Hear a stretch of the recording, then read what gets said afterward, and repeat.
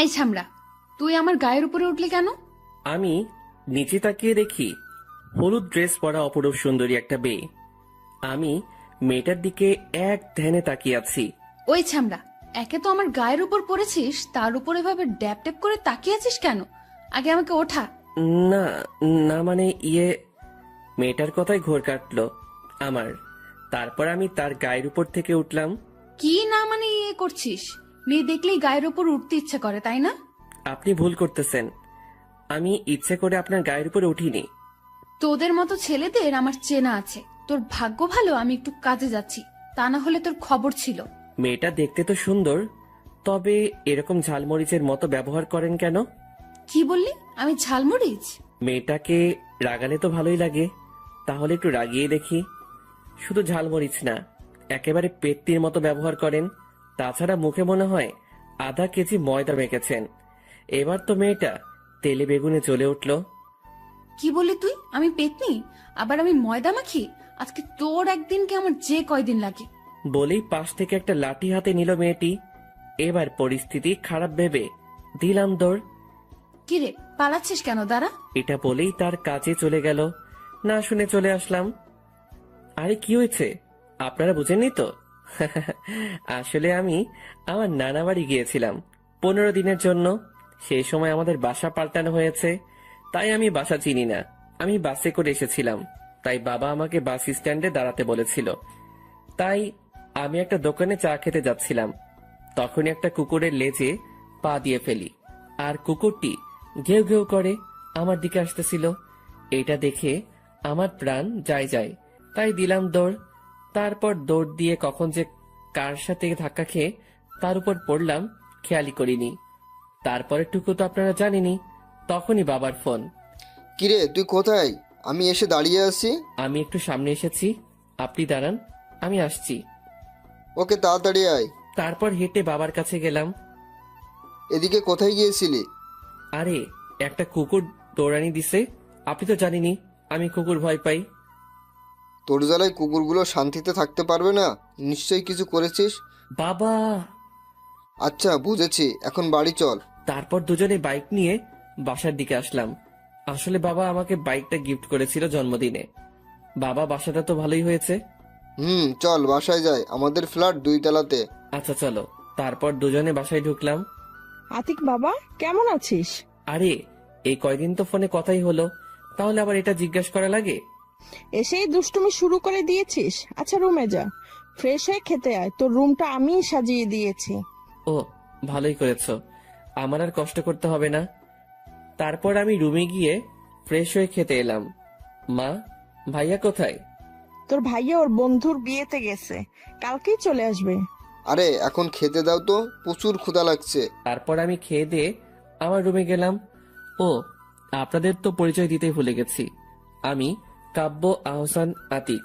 সবেমাত্র এইচএসসি দিয়েছি, আর রেজাল্টও ভালো হয়েছে, তাই ভার্সিটিতে অ্যাপ্লাই করেছি। এখন রেজাল্টের অপেক্ষায়। আমার বাবা একজন ব্যবসায়ী। আমরা 3 ভাই। বড় ভাই বিয়ে করেছে, তার একটা বাচ্চাও আছে, তবে তারা আমার পরিবার থেকে আলাদা থাকে। তাই আমি, মেজো ভাই এবং বাবা মা নিয়েই আমার পরিবার। যাই হোক, এখন গল্পে আসি। আমি রুমে গিয়ে দিলাম ঘুম। দুপুরে মায়ের ডাকে ঘুম ভাঙলো। কিরে আর কত ঘুমাবি? এবার ওঠ, গোসল কর, তারপর খেতে আয়। তারপর আমি উঠে গোসল করলাম। কিছুক্ষণ পর নিচে ডাক পড়লো। তারপর খেয়ে রুমে বসে কিছুক্ষণ ফেসবুকিং করে একটু বাইরে বের হলাম। তারপর কিছুক্ষণ ঘুরে বাসায় ফেরার সময় গেটের কাছে যেতেই দেখি সকালের মেয়েটা আমার সামনে রাস্তা দিয়ে হাঁটছে। মেয়েটা আমাকে দেখেই তেলে বেগুনে জ্বলে উঠল। কিরে, তুই এখানে আমার পিছু নিয়ে এখানে চলে এসেছিস নাকি? আরে আপনি কি বলছেন? আমি আপনার পিছু নিতে যাব কেন? তাহলে এখানে কি করছিস? দাঁড়া, আজকে তোকে আমি। বলেই আমার দিকে তেড়ে আসলো মেয়েটা। আমি অবস্থা বেগতিক দেখে পাশের একটা দোকানের দিকে দৌড় দিলাম। কি হলো, দৌড়াচ্ছিস কেন? দাঁড়া। আপনার মতো রাক্ষসী শাকচুন্নি পেটনির সাথে কথা বলার চেয়ে দৌড়ানি ভালো। কি বললি তুই? তোকে আরেকবার হাতের কাছে পেলে তোকে মেরেই ফেলবো। আপনি আমাকে পেলে তো মারবেন? আপনার মতো রাক্ষসী আমি আপনার সামনে আর আসবই না। বলেই দৌড় দিয়ে একটা চায়ের দোকানের সামনে গেলাম। বাবা, তোমার কিছু লাগবে? জি কাকা, আপাতত 1 কাপ চা দিন। তুমি বসো। তারপর কাকা চা বানিয়ে দিল। চাটা খেয়ে বিল দিয়ে বাসার দিকে গেলাম। আর ভাবতে লাগলাম, এই মেয়েটা এখানে কি করে? মনে হয় তো মেয়েটার বাসা আশেপাশেই। মেয়েটা যে পরিমাণ রাগী, এর থেকে সাবধানে থাকতে হবে। তারপর আমি বাসায় পৌঁছালাম সন্ধ্যার পরে। এখন পড়াশোনা নেই, তাই গল্প পড়ছিলাম ফেসবুকে। কিছুক্ষণ পর পানির পিপাসা পেল, তাই যেই নিচে নামতে যাব তখনই দেখি সকালে রাগী মেয়েটা আম্মুর সাথে গল্প করছে। আমি তাড়াতাড়ি আবার রুমে ঢুকলাম যাতে মেয়েটা আমাকে না দেখে। তারপর আরো কিছুক্ষণ পর দরজা খুলে বেরিয়ে দেখি মেয়েটা নেই। তাই আমি নিচে নেমে পানি খেলাম আর মায়ের কাছে গেলাম। মা, তোমার সাথে কিছুক্ষণ আগে বসা ছিল সেই মেয়েটাকে? আরে ও হচ্ছে তোর বাড়িওয়ালা আঙ্কেলের মেয়ে মাওয়া। কি? উনি বাড়িওয়ালা আঙ্কেলের মেয়ে? তো আমাদের বাসায় এসেছিল কেন? এসেছিল আমাদের দাওয়াত দিতে, আজকে ওদের বাসায় ডিনার করতে যেতে বলেছে। আমি তো ভয়ে শেষ। আমি তাদের বাড়ি গেলে আমাকে কাঁচা খেয়ে ফেলবে। মা, আমি যাব না তাদের বাসায়, তোমরা যাও। এটা কেমন কথা আতিক? ওরা তোর জন্যই আমাদেরকে দাওয়াত দিয়েছে, কারণ তারা তোর সাথে পরিচিত হওয়ার জন্য দাওয়াত দিয়েছে। তবুও মা, আমি যাব না। আমি কিছু জানি না, তোর যেতেই হবে। তারপর আমি টিভির সামনে বসলাম। কিছুক্ষণ পরই বাবা চলে আসলো। তারপর তিনি ফ্রেশ হলেন। ফ্রেশ হওয়ার পর বাবা মা আমাকে জোর করে নিয়ে গেল বাড়িওয়ালাদের বাসায়। বাসায় গিয়ে কলিং বেল বাজানোর পর একজন মহিলা দরজা খুলে দিলেন। বুঝে গেলাম এটাই বাড়িওয়ালা আন্টি। ও, আপনারা এসে গেছেন। আসুন আসুন, ভিতরে আসুন, আমরা আপনাদের জন্য অপেক্ষা করছিলাম। তারপর আমরা ভিতরে গেলাম। আন্টি আমাদের বসতে বললেন। তারপর আমরা সোফায় বসলাম। আতিক, এই হলো তোর বাড়িওয়ালা আন্টি। ও, আসসালামু আলাইকুম আন্টি। ওয়ালাইকুম আসসালাম। বাবা, তুমি তাহলে আতিক? জি আন্টি, আমি আতিক। তারপর আঙ্কেল আসলো, তার সাথেও পরিচিত হলাম। তাদের সাথে বসে আড্ডা দিচ্ছিলাম, তখনই মামা আসলো।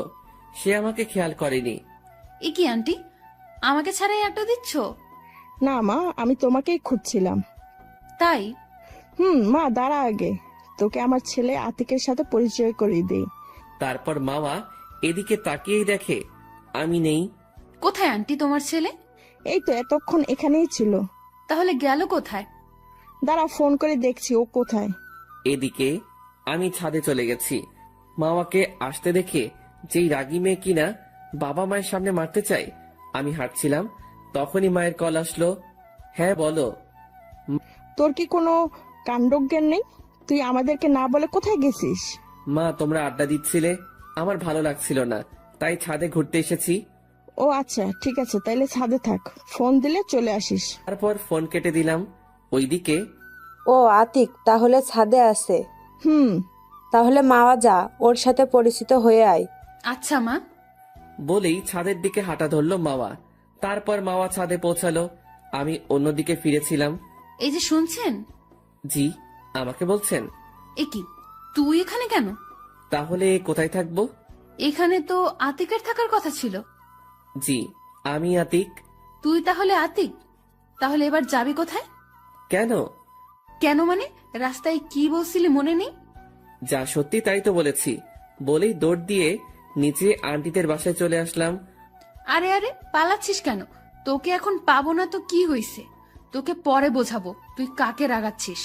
বলেই রাগে ফুঁসতে থাকে মামা। তারপরে সে নিজেও নিচের দিকে আসলো। এদিকে আমি নিচে তাদের কাছে যেতেই, এ কি বাবা, তুমি এসে পড়লে? জি আন্টি। তোর কাছে তো মাওয়া গেল, পরিচিত হয়েছিস তো? হ্যাঁ, হয়েছি। আচ্ছা, তাহলে ও কোথায়? এই তো মাওয়া এসে গেছে, তাহলে এখন খেতে চলো, কি বলেন ভাইজান? তাই ভালো হয়। তারপর খেতে বসলাম। বাবা আতিক, তুমি এবার কিসে পড়ো? জি আন্টি, আমি এইচএসসি দিয়ে এই ভার্সিটিতে চান্স পেয়েছি। কালকে ভর্তি হয়ে ক্লাস শুরু করব। ও, তাহলে তো তুমি মাওয়ার ছোট। ও তোমাদের ভার্সিটিতে অনার্স 2য় বর্ষে পড়ে। সিনিয়র হলে সমস্যা কি? ক্লাস তো খেয়েছি। ও তাই? তাই? তারপর খাওয়া দাওয়া শেষ করে বাসায় এসে কিছুক্ষণ ফোন টিপে দিলাম ঘুম। সকালে ঘুম থেকে উঠে বাবাকে নিয়ে কলেজে গেলাম। কলেজে গিয়ে ভর্তি হয়ে বাবাকে বিদায় দিয়ে বন্ধুদের কাছে গেলাম। আপনাদের তো বলতেই ভুলে গেছি, আমার সাথে এই ভার্সিটিতে আমার আরো 3টা বন্ধু আছে। ওরা হলো সিয়াম, আনান ও সাকিব। তারপর ওদের কাছে যেতেই, কিরে ভর্তি হওয়া শেষ? এইমাত্র হলাম। আচ্ছা চল, হয়েছি, নতুন নতুন মেয়ে দেখি। শালা তুই আর ভালো হলি না। এ আইসে, তোমার তো জেব আছে, তাই দেখতে পারতেছ না? কি করবে বল? তাইলে তো ওর চোখে উঠিয়ে নিবে মোনা। হইছে, থাম, চল ক্যাম্পাসটা ঘুরে দেখি। তাই চল। তারপর ক্যাম্পাসটা ঘুরে দেখতেছিলাম, তখনই ওই এইদিকে আয় তোরা। জি, আমাদের ডাকতেছেন? তোদেরই ডাকতেছি। আচ্ছা চল ভাই গিয়ে দেখি। আচ্ছা চলো। তারপর তাদের কাছে গেলাম। তোরা কি নতুন ভার্সিটিতে? জি, আমরা নতুন। শোন, আমরা তোদের সিনিয়র, তাই আমাদের সম্মান দিবি। আচ্ছা আপু। এখন থেকে আমাদের যেখানেই দেখবি সেখানেই সালাম দিবি। আচ্ছা, আমরা তাহলে যাই। ওই থাম, আমরা তোদের যেতে বলেছি? না, তাহলে যাওয়ার কথা বললি কেন? এমনি বলেছি আপু। তোদের এই ভুলের শাস্তি পেতে হবে। আপু, এর জন্য আবার শাস্তি কিসের? ওই চুপ, একে তো ভুল করেছিস, তার উপর আবার মুখে মুখে কথা বলছিস। সরি আপু। সরি বললে কাজ হবে না। এখন তোদের দুটো অপশন থাকবে শাস্তি। একটা হলো তোদের জামা খুলতে হবে, আর একটা হলো তোদের মধ্যে থেকে যে কোনো একজন কোনো একটা মেয়েকে কিস করতে হবে। তখনই কোথা থেকে যেন মামা এসে পড়লো। কি রে, এখানে কি করছিস ওদের নিয়ে? আরে ওদের র্যাগিং করতেছি। ও তাই, তাহলে তো ভালোই হলো। এদিকে আমাদের মধ্যে কথোপকথন। দোষ, এখন কি করবি? ভাই, কি করবি? শার্টটা খুলে তো মান ইজ্জত শেষ হয়ে যাবে। আমার মাথায় তো কিছু আসতেছে না। আতিক ভাই তুই কিছু একটা কর। আচ্ছা দাঁড়া, দেখতেছি। কি বিড়বিড় করতেছিস তোরা? যা করার তাড়াতাড়ি কর। তখনই আমি মামা আপুর সামনে গিয়ে একবার চোখ মেরেই তার মাথাটা ধরেই ঠোঁটের সাথে ঠোঁট লাগিয়ে দিলাম। এটা দেখে তো মামার বন্ধুরাও, আমার বন্ধুরা অবাক, এমনকি মামা নিজেও অবাক। তারপর তাকে ছেড়ে দিয়েই আপু আমাদের শাস্তি শেষ, আমরা যাই বলেই ওখান থেকে সবাই পালালাম। এই তোকেও কিস করলো, তুই ওকে কিছু বললি না কেন? সরি মামা, আসলে আমি ওদের শাস্তি দিয়েছিলাম, সেই শাস্তিটা যে তোর উপর যাবে বুঝতে পারিনি। ওর অবস্থা আমি খারাপ করে ছাড়বো। ওর কি করে সাহস হয় আমাকে কিস করার? আচ্ছা বাদ দে, একটু মাথা ঠান্ডা কর। আর ছেলেটার কিন্তু সাহস আছে বলতে হবে, ওকে বয়ফ্রেন্ড বানিয়ে নে। দেখ, এমনিতেই মাথা গরম আছে, আর গরম করিস না। চল ক্লাসে চল। মামার রাগ দেখে ওরা আর কিছু না বলে মামার সাথে ক্লাসে চলে গেল। অন্যদিকে আমরা পালিয়ে এক জায়গায় এসে দাঁড়ালাম। ভাই তুই এটা করলি কেমনে? ওই সুন্দরী মেয়েটাকে কিস করলি? ভাই, আমাদের পরে যদি ওই মেয়েটা পায়, অবস্থা খারাপ করে দিব। শালা, তোদের নয়, আমার অবস্থা খারাপ করবে, আর এটা তোদের ভাবি। মানে কি বলতে চাচ্ছিস বুঝিয়ে বল। ওকে আমার ভালো লাগে, আমার প্রথম ক্রাশ, আর ও আমাদের বাড়িওয়ালার মেয়ে। বলিস কি শালা, তোর চয়েস আছে বলতে হবে। ভাই দেখতে সেই, কিন্তু বড়, এবং মনে হয় প্রচুর রাগী। পাইলে আসার সময় দেখেছিলাম, চোখ দিয়ে মনে হয় আগুন বের হচ্ছে। আরে ভাই, যা হবে পরে দেখা যাবে, এখন ক্লাসে চল। এমনিতেই আজকে প্রথম ক্লাস। তাই চল। ওর সবাই মিলে ক্লাসে গেলাম। আজকে প্রথম দিন তো, তাই পরিচয় পর্বতেই ক্লাস শেষ। তারপর ক্লাস থেকে বের হয়ে বন্ধুদেরকে বিদায় দিয়ে বাসার দিকে রওনা দিলাম। তারপর বাসায় গিয়ে খেয়ে কিছু সময় গল্প লিখে তারপর ক্রিকেট খেলতে গেলাম। আসলে এই ক্রিকেট খেলার জন্যই আমি গল্প লেখার সময় খুব কম পাই। যাই হোক, খেলা শেষ করে বাসায় এসে কিছু খেয়ে কিছুক্ষণ এফবি ইউজ করে পড়তে বসলাম। তারপর রাতে খাবার খেয়ে ঘুমানোর চেষ্টা করলাম, কিন্তু ঘুম আসছে না। শুধু সকালের ব্যাপারটা নিয়ে ভয় করছে, তাই ভাবলাম একটু ছাদে যাই। তারপর ফোনটা নিয়ে ছাদে চলে গেলাম। গিয়ে দেখি একজন ছাদে দাঁড়িয়ে আছে। আমার আসা শব্দ পেয়ে যেই পিছনে ফিরল, তখনই দেখি মাওয়া। তাই আমি ভয়ে নিচে নামতে চাইলাম, তখনই ওই দাঁড়া, এদিকে আয়। তারপর আমি তার কাছে গেলাম। জি বলুন। তুই পেয়েছিসটা কি বলতো? তুই আমাকে কিস করলি কেন? আসলে আমি তোমাকে ভালোবাসি। কি বললি? তুই জানিস আমি তোর বড়, তারপরে তুই এটা ভাবলি কি করে? বড় হয়েছে তো কি হয়েছে, বড় মেয়েরা কি তাদের থেকে জুনিয়র কাউকে বিয়ে করে না? করে, তবে আমি তোকে ভালোবাসতে পারবো না। তোকে যেন আমার চোখের সামনে আর না দেখি। বলেই ছাদ থেকে নিচে নেমে গেল মামা। আমি ছাদে দাঁড়িয়ে ভাবতে লাগলাম, আগে কখনো কাউকে দেখে ভালো লাগেনি। তোমাকে আমার এই মন চায়, তাই তুমি আমাকে যতই দূরে থাকতে বলো না কেন, আমি তোমার থেকে আমার ভালোবাসা আদায় করে নিবই। তারপর ছাদ থেকে নিচে নেমে দিলাম ঘুম। পরের দিন সকালবেলা আম্মুর ডাকে ঘুম থেকে উঠে নাস্তা করে কলেজে গেলাম। তারপর বন্ধুদের কাছে গেলাম। দোস্ত, একটা সমস্যায় পড়ে গেছি। কেন, তোর আবার কি হয়েছে? আর বলিস না ভাই, তোদের ভাবিকে কিভাবে পটাবো বুঝতেছি না। আরে ভাই, আগে তো প্রপোজ কর। আরে শালা, করেছি প্রপোজ, কিন্তু রিজেক্টেড। কিভাবে করলি প্রপোজ? তখনই দুটো মেয়ে আসলো। হাই, আমি তিথি। আর আমি অধরা। তারপর আমরাও আমাদের পরিচয় দিলাম। তো আপনারা কিসের জন্য এসেছেন? এই আপনি কি তুই করে বলেন? আমরা একই ইয়ারে পড়ি, তাই তোদের সাথে ফ্রেন্ডশিপ করতে এসেছি। আর আমরা এতক্ষণ তোদের কথা শুনেছি, এখন কিভাবে প্রপোজ করলি?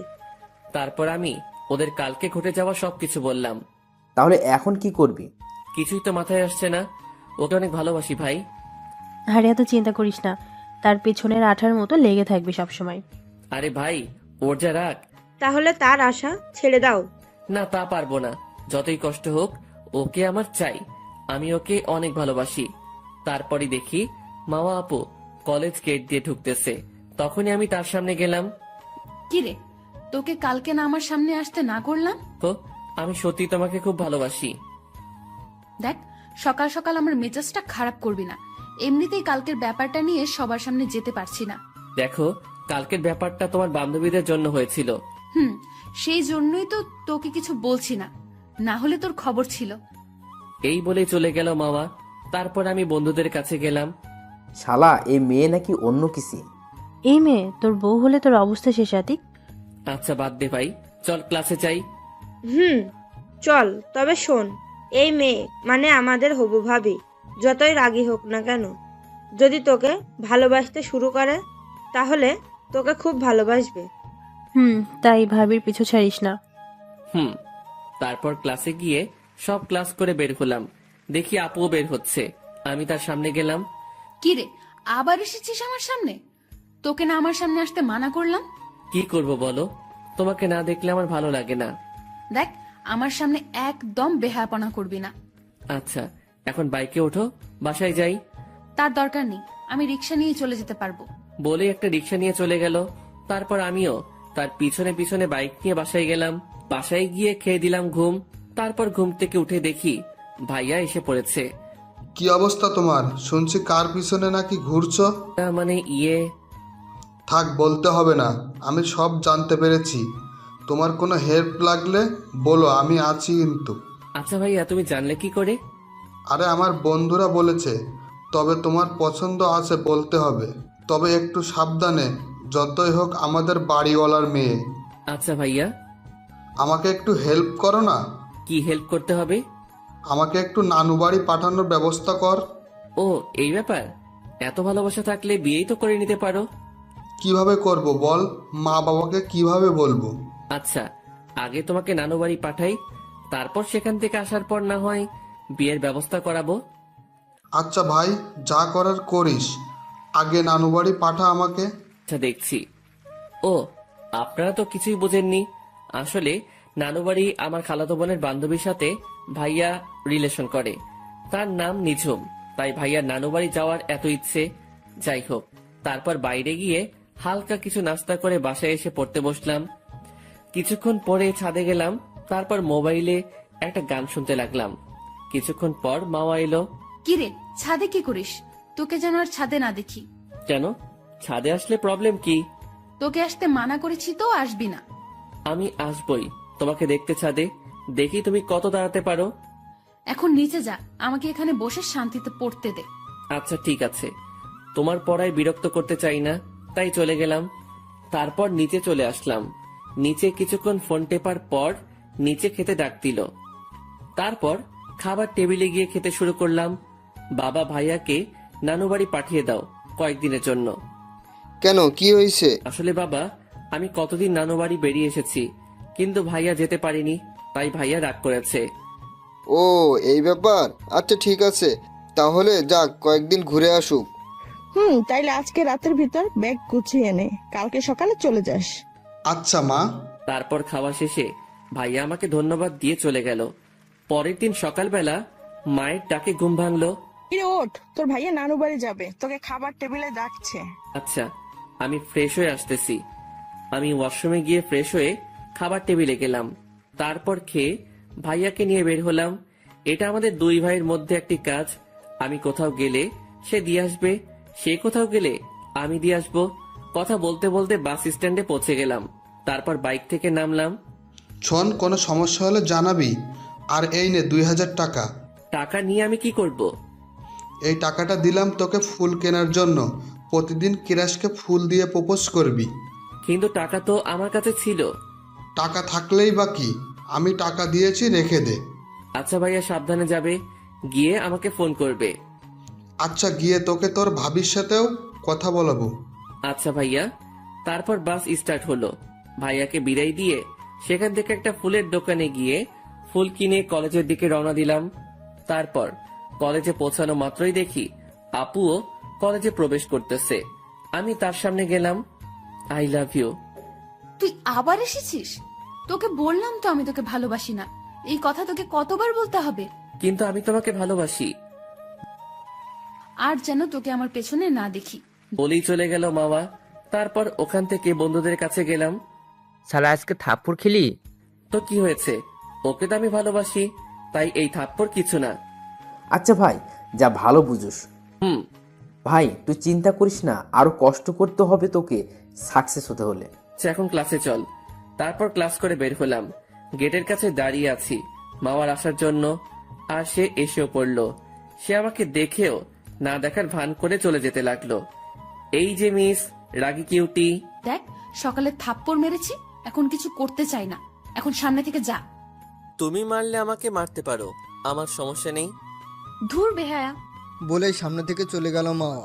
তারপর একটা রিক্সা ডেকে রিক্সায় উঠে বাসার দিকে গেল, আর আতিক বাইক নিয়ে তার পিছনে বাসার দিকে গেল। সে রিক্সা থেকে নেমে বাসায় প্রবেশ করলো, আর আতিক বাইক পার্ক করে বাসায় গেল। তারপর বিকেলবেলা বাসা থেকে বের হওয়ার সময় বাড়িওয়ালা আঙ্কেলের সাথে দেখা হলো আতিকের। কি বাবা, কেমন আছো? জি আঙ্কেল, ভালো। আপনি কেমন আছেন? আমি ভালো আছি। তা বাবা, পড়ালেখা কেমন চলছে? জি আঙ্কেল, ভালোই। ও আচ্ছা বাবা, আমার মেয়েটাকে দেখে রেখো, ও তো তোমাদের ভার্সিটিতেই পড়ে। আচ্ছা আঙ্কেল, এটা তো এমনিতেই রাখবো। আচ্ছা, যাও তাহলে। আচ্ছা আঙ্কেল। তারপর সেখান থেকে চলে গেল খেলতে। তারপর খেলাধুলা করে বন্ধুরা মিলে কিছুক্ষণ আড্ডা দিয়ে সন্ধ্যায় নাস্তা করে বাসায় আসলো আতিক। তারপর পড়তে বসলো। পড়তে গিয়ে মনে পড়লো এ সময় মা ছাদে থাকে, এখন একটু দেখে আসি। তারপর ফোনটা হাতে নিয়ে ছাদে গেল আতিক। আতিক দেখে মাওয়া দোলনার উপর বসে খুব মনোযোগ দিয়ে বই পড়ছে। আতিক একটা গান ছেড়ে গান শুনতে শুনতে তাকে দেখতে লাগলো। তখনই আতিকের দিকে মাওয়ার চোখ পড়লো। তুই আবার এখানে এসেছিস? তোকে না এখানে আসতে মানা করলাম। কি করব বলো, তোমাকে না দেখে যে থাকতে পারি না। তুই প্লিজ এখান থেকে যা। আমি তোমাকে ভালোবাসি, কেন এটা বুঝতে পারছো না? বলছি না, আমাকে এই কথা কখনো বলবি না। আমি তোকে ভালোবাসি না। বলেই বইটা হাতে নিয়ে নিচে গেল মাওয়া। তারপর আতিক গালে হাত দিয়ে নিচে চলে গেল। এভাবেই চলে গেল 1 মাস। 1 মাস পর আজকে আতিকের ভাইয়া বাসায় আসবে। আতিক তাকে আনতে যাচ্ছে। এই 1 মাস আতিকের ভাইয়া নানু বাড়ি ও খালা বাড়ি বেরিয়েছে। এদিকে আতিকের অবস্থা, এই 1 মাসে প্রতিদিন মাওয়াকে ফুল দিয়ে প্রপোজ করেছে, বিনিময়ে পেয়েছে শুধু থাপ্পড়। তবুও থামেনি। প্রতিদিন সকালে কলেজে ছুটির পরে আবার রাতে ছাদেও প্রতিদিন আতিকই অপমান করে থাপ্পড় মেরেছে। যাই হোক, অবশেষে আতিক বাস স্ট্যান্ডে এসে পড়লো। আতিক কিছুক্ষণের মধ্যে আতিকের ভাইয়াও এসে পড়েছে। বাস থেকে নেমে আতিককে জড়িয়ে ধরলো। কিরে, কেমন আছিস? এই তো ভালো ভাইয়া, তুমি? আমিও ভালো। চেহারা দেখে মনে হচ্ছে তো তুই ভালো নেই। মাকে এখনো তোর ভালোবাসা বোঝাতে পারিসনি? ভাইয়া, অনেকভাবে চেষ্টা করেছি, কিন্তু আমার ভালোবাসা ও একটু বুঝতে চায় না। চিন্তা করিস না ভাই, সব ঠিক হয়ে যাবে। তাই যেন হয়। তারপর আতিক ওর ভাইকে বিশ্রাম নিতে বলে আতিক কলেজে চলে গেল। আতিককে দেখেই ওর বন্ধুরা আতিকের কাছে আসলো। শোন, তুই আজকে ভাবিকে প্রপোজ করবি না। কেন? শালার কত থাপ্পড় খাবি এভাবে, তোর আর ভালোবাসা বুঝনো লাগবে না। ভাই, আমি ওকে প্রচুর ভালোবাসি, এটা তোরা জানিস, তাহলে তোরা কেন আমাকে বাধা দিচ্ছিস? দেখ ভাই, যে মেয়েটা এত দিনেও তোর ভালোবাসাটা বুঝলো না, তাকে আর ভালোবাসার প্রয়োজন নেই। ভাই, তোরা যাই বলিস, আমি ওর পিছু ছাড়বো না। আরে ভাই তোরা থাম।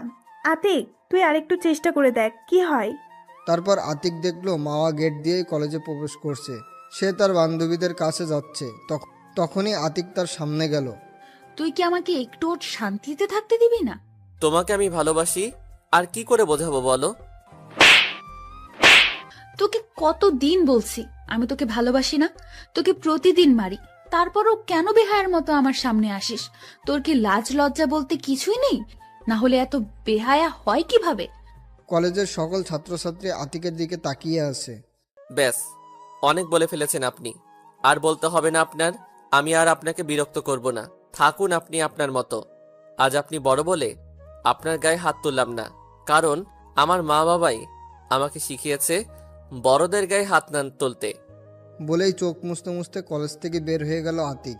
আতিকের বন্ধুরাও আতিকের পিছনে আসলো। তোকে নিষেধ করেছিলাম ওর কাছে যেতে, দেখলি তো এখন কি করলো তোকেও? সবার সামনে অপমান করলো, এমন কি তোর মা বাবাকে নিয়েও খারাপ কথা বললো। আরে বাদ দে ভাই, দেখছিস তো ও কতটা কষ্ট পেয়েছে, তার উপরে তোরা ওর সাথে এভাবে কথা বলছিস কেন? কি করব বল, ওকে এভাবে দেখতে কার ভালো লাগে বল? সরি ভাই, আসলে ও তোকে এমনভাবে অপমান করলো তাতে আমাদের মাথা খারাপ হয়ে গেছিল। প্লিজ ভাই, আমাকে ভুল বুঝিস না। ভাই তুই আমাদেরকেও মাফ করে দে, আমরা বুঝিনি মেয়েটা এত নিষ্ঠুর, তাহলে তোকে কখনোই এমন কথা বলতাম না। থাক, তোদের এখন সরি বলতে হবে না, এখন থেকে তোদের কথাই শুনবো।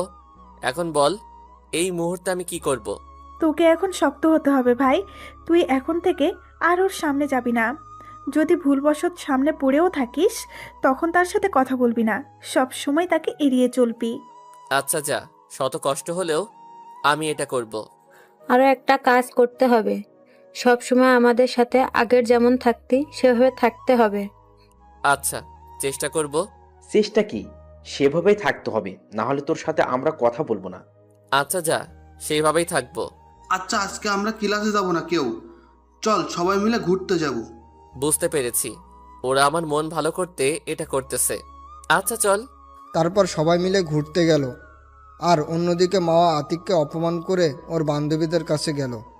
ভালোই হয়েছে, এখন একটু শান্তিতে থাকতে পারবো। তুই ওকে এভাবে অপমান করলি কেন? তোকে ছেলেটা কত ভালোবাসতো।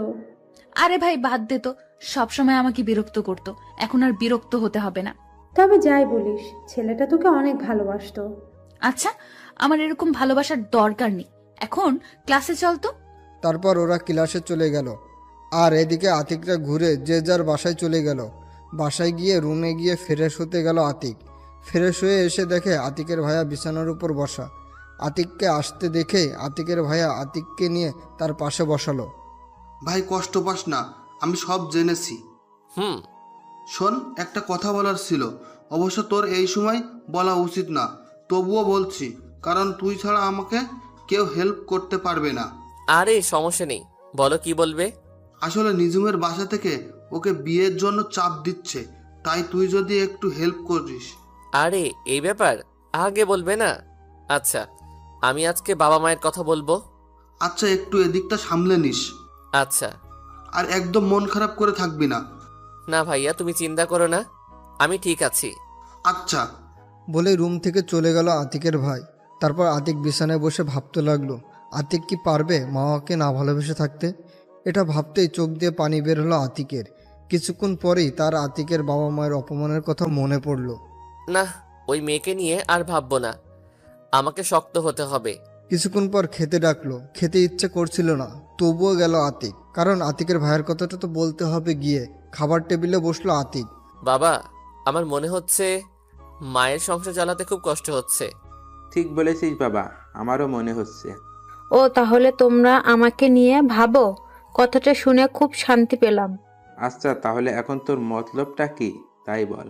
বাবা, আসলে আমি বলতে চাচ্ছি, ভাইয়াকে বিয়ে করালেই তো মায়ের কষ্টটা কমে যায়। তাই তো, তা করলেই তো হয় কি বলো তুমি? তা হাবিব বাবা, তোর কি কাউকে পছন্দ আছে? আসলে মা, ভাইয়া তো একজনকে পছন্দ করে, ভাইয়া লজ্জায় বলতে পারতেছে না। ও তা মেয়ে থাকে কোথায়? মা, আমাদের নানু বাড়ির ওখানে রিমি আপুর বান্ধবী। ও আচ্ছা, তাহলে আমি তোর মামার সাথে কথা বলে মেয়ের খবর নিচ্ছি। আচ্ছা বাবা। তারপর খাবার খেয়ে রুমে গেল আতিক। কিছুক্ষণ পর আতিকের ভাইয়াও আতিকের রুমে আসলো। ভাই তোকে অনেক ধন্যবাদ। আর ধন্যবাদ দেওয়ার কি আছে এতে? আচ্ছা এই নে, তোর ভাবি তোর সাথে কথা বলবে। আচ্ছা দাও। তারপর আতিক তার ভাইয়ার হাত থেকে মোবাইল নিয়ে সালাম দিয়ে সে সালাম নিল। কেমন আছো আতিক? জি ভালো, আপনি? তুমি কিরকম ভালো আছো তা তো আমি জানি। আরে আপনি আমাকে তুমি করে বলছেন কেন? আমি আপনার ছোট ভাইয়ের মতো, তাই আমাকে তুই করে বলেন। আচ্ছা বলবো, শোন, একদম মন খারাপ করে থাকবি না। ওই রকম মেয়ের ভালোবাসা পাওয়ার থেকে না পাওয়া ভালো। আরে না ভাবি, সমস্যা নেই, আমি ঠিক আছি। শোন, তোকে শক্ত হতে হবে, তোকে দেখিয়ে দিতে হবে ও না থাকলেও তোর কিছুই হয় না। আচ্ছা ভাবি। শরীরের খেয়াল রাখবি। আপনি বিয়ের প্রস্তুতি নিন। যা ফাজিল। বলেই লজ্জায় ফোন কেটে দিল। তারপর ভাইয়াকে ফোনটা দিল আতিক। তারপরে আতিকের ফোনে একটা কল আসলো। ফোনটা হাতে নিয়ে দেখলো সিয়াম কল দিয়েছে। আতিক কলটা রিসিভ করলো। হ্যালো বল। কোথায় তুই? এই তো বাসায়। কেন? আমরা সবাই তোর বাসার নিচে আসি, তুই বের হ। আচ্ছা তোরা ভিতরে আয়।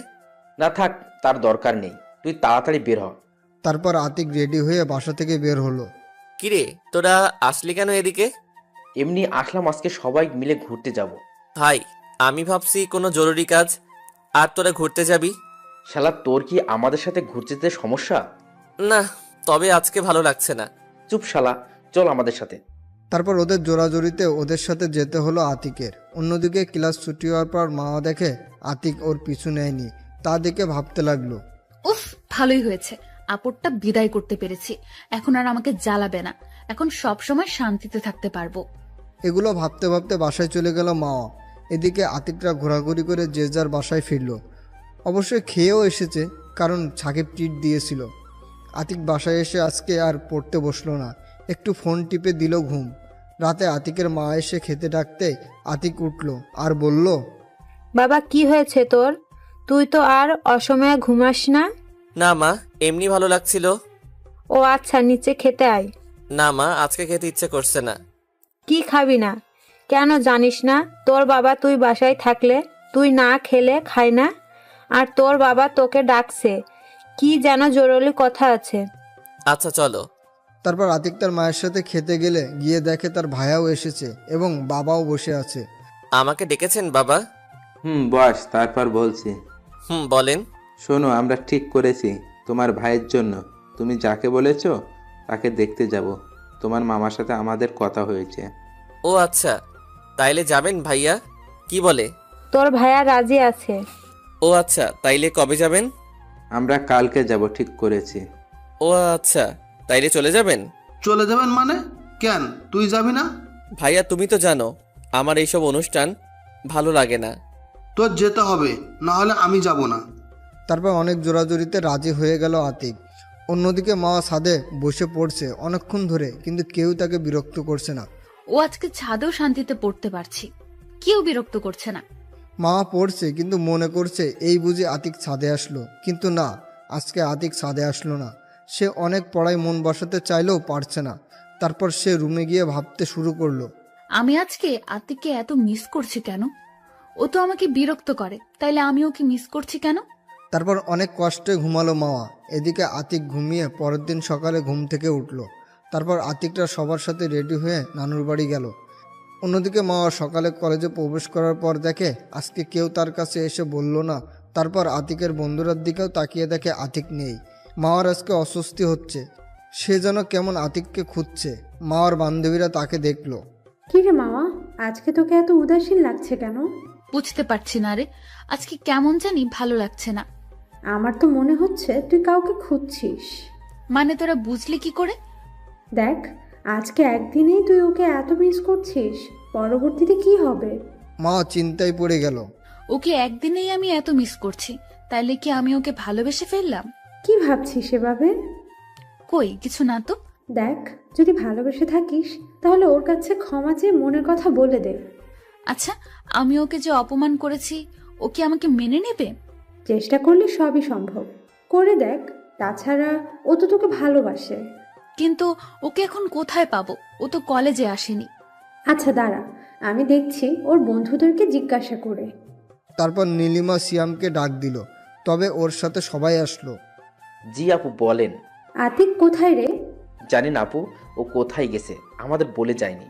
ও আচ্ছা, যা তাহলে। আচ্ছা। বলেই ওখান থেকে চলে গেল সবাই। আজকে আমি ক্লাস করব না, আজকে বাসায় গিয়ে দেখি আতিক বাসায় আছে কিনা। আচ্ছা যা। তারপর মা ওখান থেকে বাসায় গেল। বাসায় গিয়ে নিজের বাসায় না গিয়ে আগে আতিকের বাসার সামনে গেল, কিন্তু বাসার সামনে গিয়ে দেখলো তালা মারা। তারপর মন খারাপ করে বাসায় গেল। কি রে, তুই আজকে কলেজ না করে বাসায় আসলি কেন? এমনি ভালো লাগছে না তাই। ও তাহলে রুমে যা। আচ্ছা মা, আন্টিরা গেছে কোথায়? ওরা আতিকের নানু বাসায় গেছে। তারপর মা তার রুমে চলে গেল আর আতিকের জন্য অপেক্ষা করতে লাগলো কবে আসবে। অন্যদিকে আতিকের নানুর বাড়িতে আতিকের ভাইয়ের বিয়ে ঠিক করে 2 দিন পর বাড়িতে আসলো। 1 সপ্তাহ পরে বিয়ে ঠিক করা হলো। এই 2 দিনে মা পাগল হয়ে গেছে আতিকের জন্য। প্রতিদিন কলেজে গিয়ে আতিকের বন্ধুদের কাছে জিজ্ঞেস করেছে আতিক আসবে কবে, কিন্তু আতিকের বন্ধুরা কিছু বলে না। যাই হোক, আতিক বাড়িতে আসলো। সকালবেলা সিয়াম কল দিল আতিকের কাছে। দোস্ত, আজকে আসবে না কলেজে? দোস্ত, আজকে আসবো না কলেজে।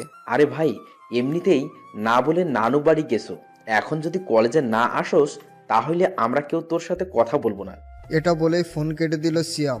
আরে ভাই শোন। আতিক দেখলো সিয়াম ফোন কেটে দিয়েছে। তারপরও আতিক কল দিল, কিন্তু কেটে দিচ্ছে সিয়াম। তারপর বাধ্য হয়ে কলেজে গেল। গিয়ে ওদের কাছে গেল আতিক। শালা, তোর জন্য একটু ঘুমাতেও পারলাম না। তুই কথা বলবি না শালা, না বলে নানু বাড়ি গেছোস কেন? আরে ভাই, রাগ করস কেন?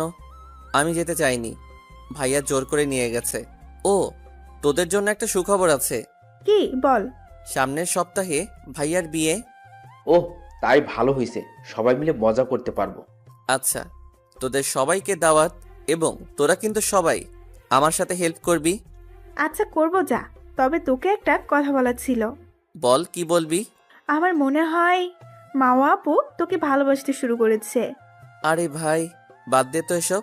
দোস্ত, তুই বোঝার চেষ্টা কর। তুই এখান থেকে যাওয়ার পর প্রতিদিন মাওয়া আপু এসে তোর খবর জিজ্ঞেস করতো, কিন্তু আমরা বলিনি। শোন ভাই, তোরাই তো আমাকে ওর থেকে দূরে দূরে থাকতে বলেছিস। তুই তাই করবি, ওকে পাত্তা দিবি না, তোকে অনেক কষ্ট দিয়েছে। ভাই, ওকে বুঝিয়ে দিবি ভালোবাসার মানুষকে কষ্ট দিলে কেমন লাগে। তবে শোন, যাই করবি সাবধানে করবি, ভেবেচিন্তে করবি। আচ্ছা ভাই, ওই দেখ মাওয়া আপু আসছে। আতিক পিছনে তাকিয়ে দেখলো সত্যিই মাওয়া আসছে কলেজে। আতিক একবার তাকিয়ে চোখ সরিয়ে নিল। আরে ভাই, আসুক, আসলে আমাদের কি, আমরা আমাদের মতো থাকবো। ওকে। অন্যদিকে মাওয়া কলেজে প্রবেশ করে ওর বান্ধবীদের কাছে গেল। মামা, তোর জুনিয়র রোমিও এসেছে কলেজে। কি বলছিস, সত্যি এসেছে? ওই যে ওর বন্ধুদের দিকে তাকিয়ে দেখ। মাওয়া পিছনে তাকিয়ে দেখে আতিক তার বন্ধুদের সাথে কথা বলছে। দোস্ত, এখন কিভাবে ওর সামনে যাব? ও কি আমাকে ক্ষমা করবে? তুই আতিককে তোর ভালোবাসা বোঝানোর চেষ্টা করবি ঠিক মতো। ও যদি আমাকে ফিরিয়ে দেয়? ফিরিয়ে দিলেও তুই ছাড়বি না ওকে, ওর পিছনে লেগে থাকবি। আচ্ছা, যাচ্ছি তাহলে। তারপর মা আতিকের দিকে আসছিল, তখনই ক্লাসের বেল বাজলো। আতিক ক্লাসের দিকে হাঁটা ধরলো। মা আতিককে ডাক দিচ্ছিল, কিন্তু আতিক না শোনার ভান করে ক্লাসে ঢুকে গেল। তারপর মা আর বান্ধবীরা ওর কাছে আসলো। যা, একটুর জন্য ধরতে পারলাম না। থাক, ছুটির পর ধরবি। তাই করতে হবে। এখন ক্লাসে যাই। চল। তারপর ওরা ক্লাসে চলে গেল। এদিকে আতিক ক্লাসে গেল, স্যার এখনো আসেনি। দোস্ত, তোকে তো আপু ডাকছিল, সাড়া দিল না কেন? আরে ভাই, বাদ দে তো, এমনিতেই এতটা পথ জার্নি করে এসেছি, শরীরটা ভালো লাগছে না। ও তাই? তাই এই ক্লাস করে বাসায় চলে যাব।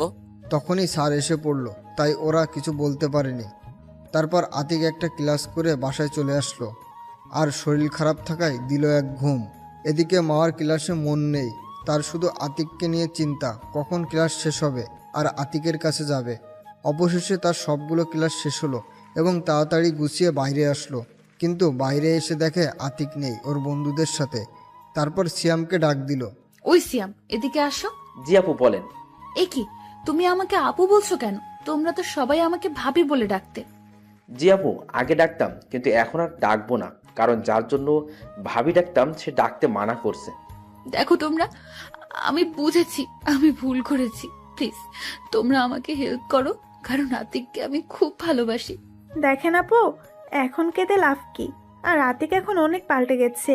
আমরা ওকে আপনার কথা বললে আমাদের সাথে বন্ধুত্বই নষ্ট করে দেয়। কেন উপায় নেই ওকে আগের মতো করার? উপায় থাকবে না কেন, উপায় তো আছেই, তবে সেটা আপনাকে করতে হবে। কিভাবে করবেন সেটা আমরা জানি না। প্লিজ তোমরা আমাকে হেল্প করো। সরি আপু, আপনি আমাদের বন্ধুটার সাথে যা করছেন এতে আপনাকে হেল্প করা আমাদের দ্বারা পসিবল হবে না। এই তোরা চল। চল। তারপর ওরা চলে গেল। মাওয়া আর কিছু বলতে পারলো না, কেঁদে দিল। তখনই ওর বান্ধবীরা আসলো। আরে কাঁদছিস কেন? এতটুকুইতে ভেঙে পড়লে চলবে না। তোকে ভালোভাবে আতিকের মন জয় করার চেষ্টা করতে হবে। কিন্তু কিভাবে? তুই চেষ্টা করলেই পারবি। এখন চল বাসায় যাওয়া যাক। তারপর মাওয়া ওর বান্ধবীদের বিদায় দিয়ে বাসায় চলে গেল। বাসায় গিয়ে দেখে আন্টি বসে আছে। ও তুই এসে গেছিস, যা ফ্রেশ হয়ে আয়, খেতে দিচ্ছি।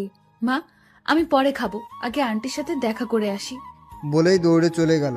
মাওয়ার মা মাওয়াকে ডাকলো। আরে শোন পাগল মেয়ে। শুনেই চলে গেল মাওয়া। মাওয়া আতিকদের বাসার সামনে এসে কলিং বেল বাজাতে আতিকের মা দরজা খুলে দিল। আরে মাওয়া, আয় ভেতরে আয়।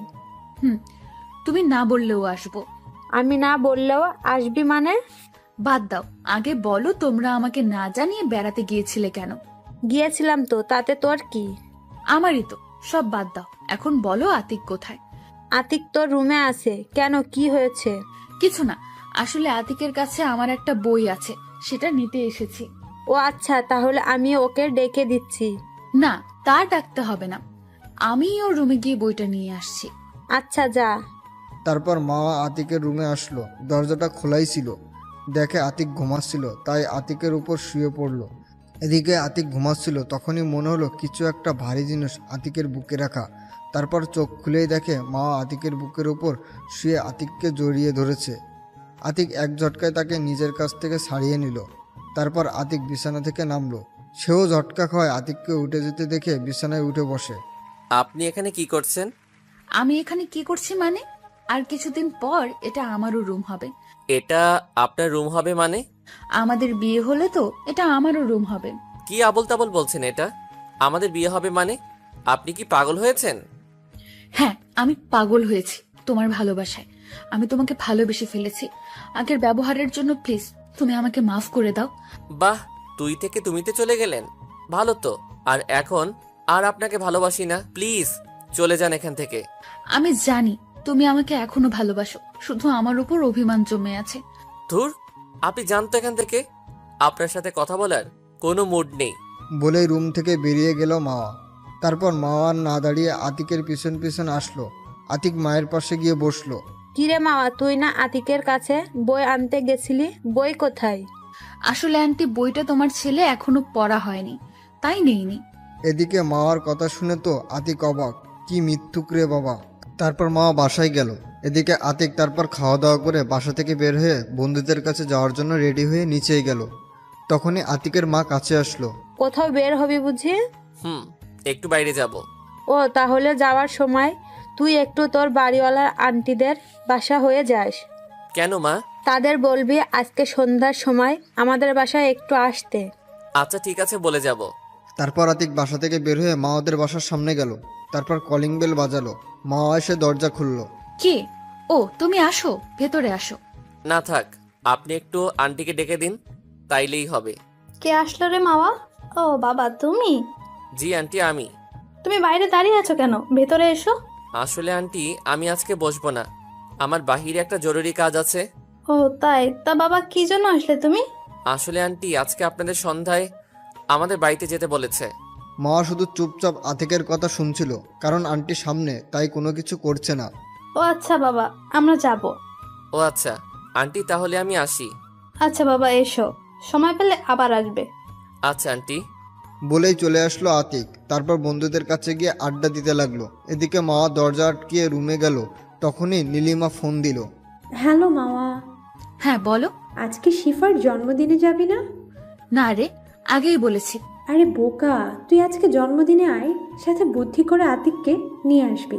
তাইলে ওর সাথে সময়ও কাটাতে পারবি, আর জন্মদিনেও আসা হবে। ও ভাই, বুদ্ধিটা অনেক ভালো, দাঁড়া আমি দেখছি। তারপর মা ওর মায়ের কাছে গেল। কি রে, কিছু বলবি?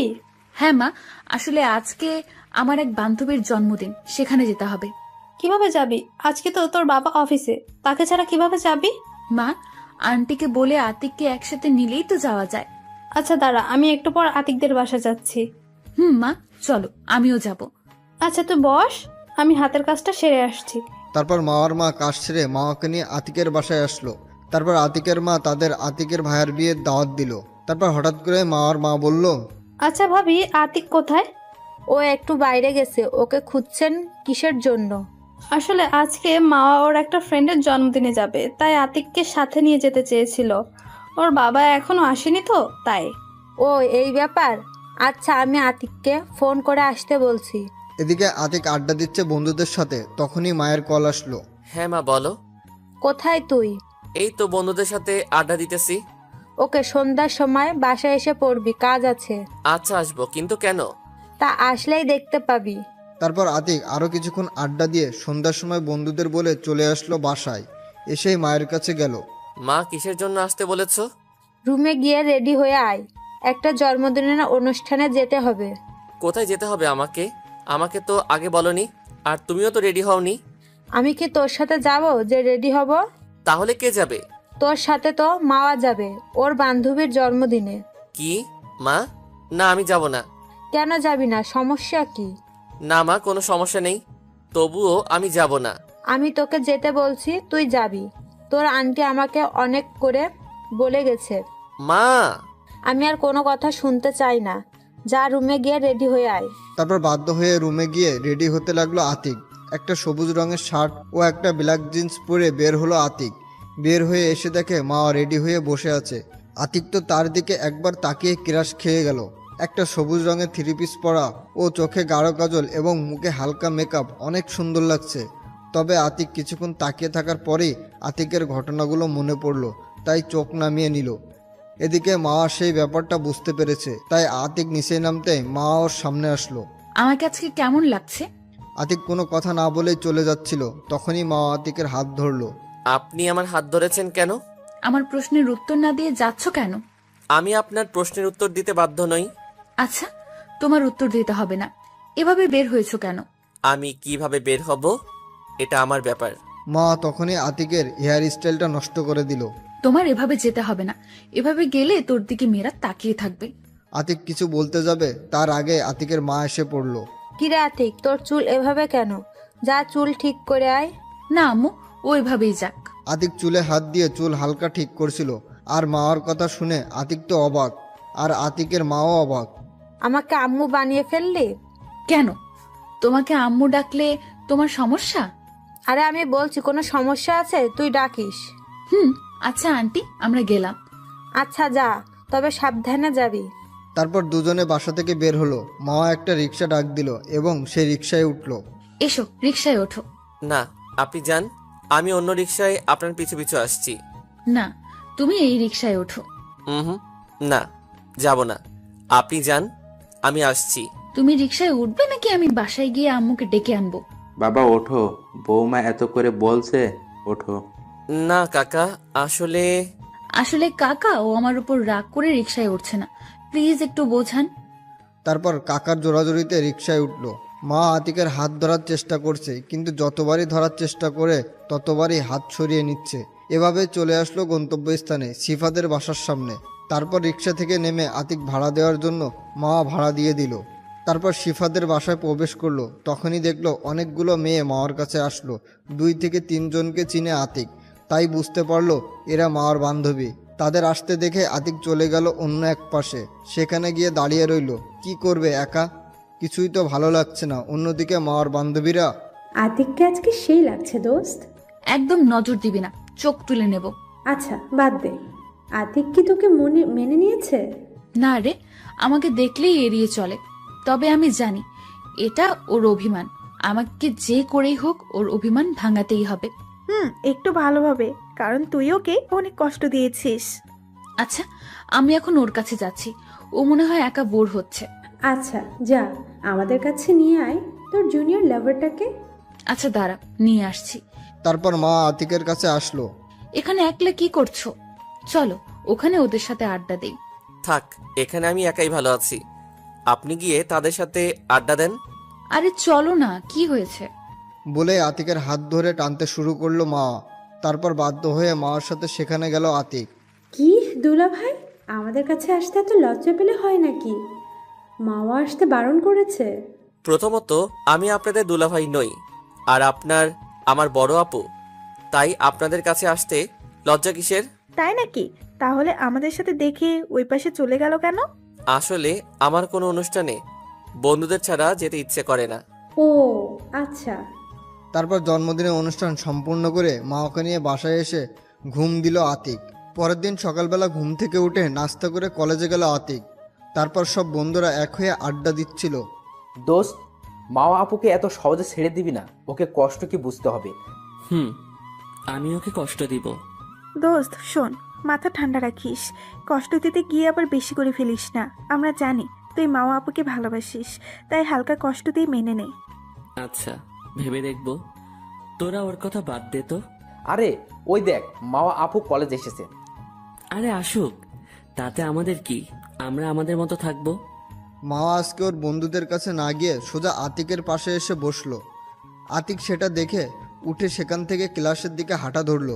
এদিকে মা আতিককে উঠতে দেখতেই দৌড়ে গিয়ে আতিকের হাত ধরলো। আপনি আমার হাত ধরেছেন কেন? আমি তোমাকে ভালোবাসি, তুমি আমাকে এভাবে এড়িয়ে চলছো কেন? আমি আপনাকে ভালোবাসি না। প্লিজ, আপনি আমাকে আর বিরক্ত করবেন না।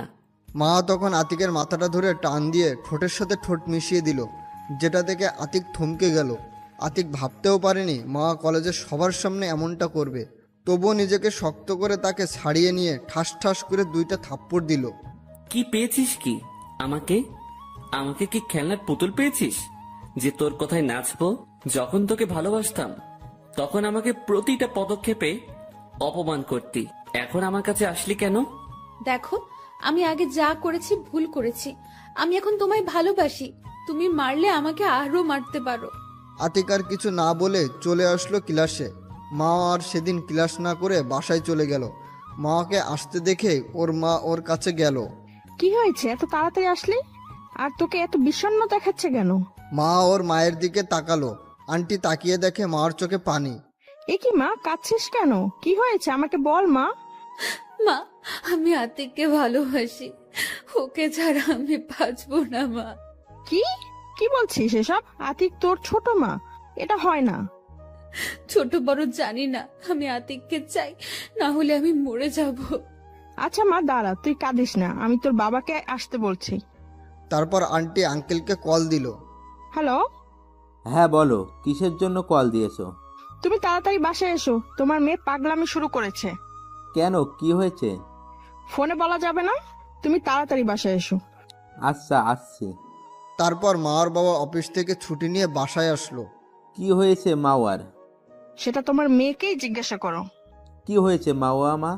তোর চোখ মুখ দেখে মনে হয় অনেক কেঁদেছিস। কি হয়েছে আমাকে খুলে বল। বাবা, আমি আতিককে ভালোবাসি, কিন্তু ও এখন আমাকে ভালোবাসে না। আমি ওকে ছাড়া বাঁচবো না বাবা। কি বলছিস এইসব?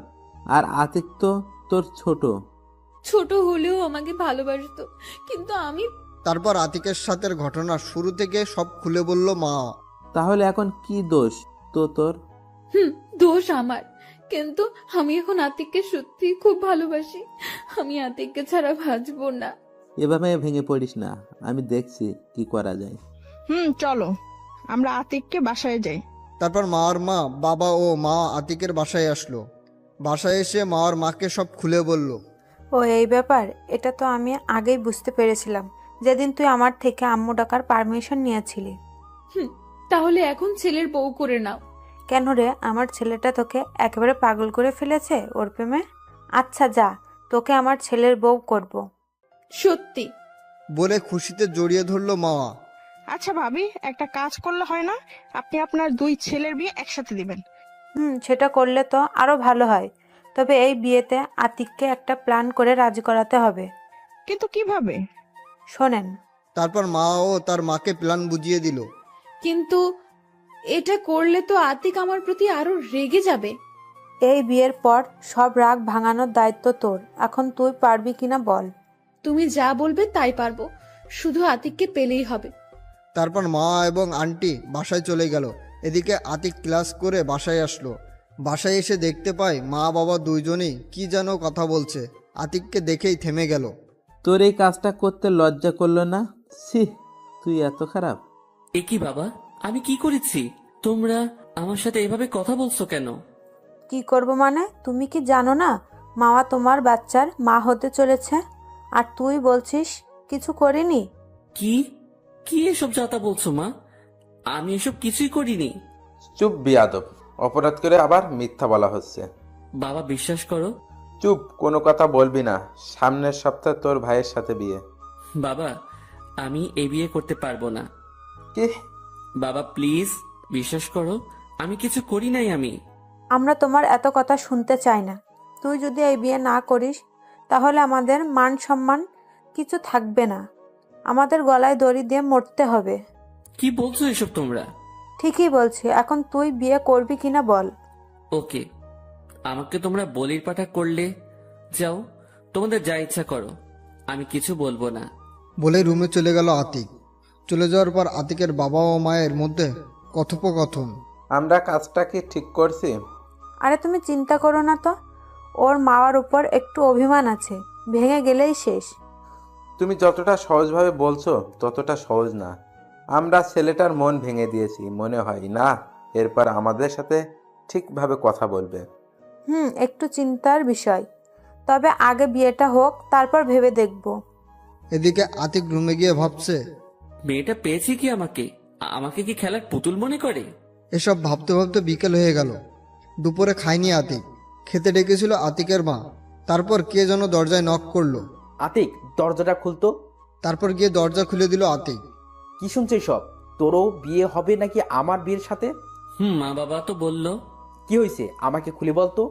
তারপর আতিক তার ভাইয়াকে বলল, বাবা মা কি বলছে সবকিছু। তোমার মনে হয় কি আমি এসব কিছু করেছি? আমি জানি তুই এসব কিছু করিসনি। তখনই আতিকের ভাইয়ার ফোনে কল আসলো। আমি আসছি, তোর ভাবি ফোন দিয়েছে, এই ব্যাপারে ওর থেকে একটু পরামর্শ নেই। যাও। তারপর আতিক রুম থেকে বেরিয়ে বাইরে চলে আসলো। বাইরে এসে সবাইকে ফোন করে বের হতে বলে। চলে গেল আড্ডাখানায়। গিয়ে দেখে আনান দাঁড়িয়ে আছে, আর ওরা দুজন বাইক থেকে নামলো, আর সবাই বসলো সবাই আড্ডা দিতে। আতিক, তোর মুখটা আজকে এত শুকনো শুকনো লাগছে কেন? এমনি। কি হয়েছে প্লিজ আমাদের খুলে বল। শুনো, তাহলে সব বললাম। তার মানে তুই দুপুরে কিছুই খাসনি? চল খেতে চল। এখন দরকার নেই। শালা উঠ, তুই খাবি আর খেতে খেতে কথা বলবো। তারপর সবাই একটা রেস্টুরেন্টে গেল, খাবার অর্ডার করে বসলো।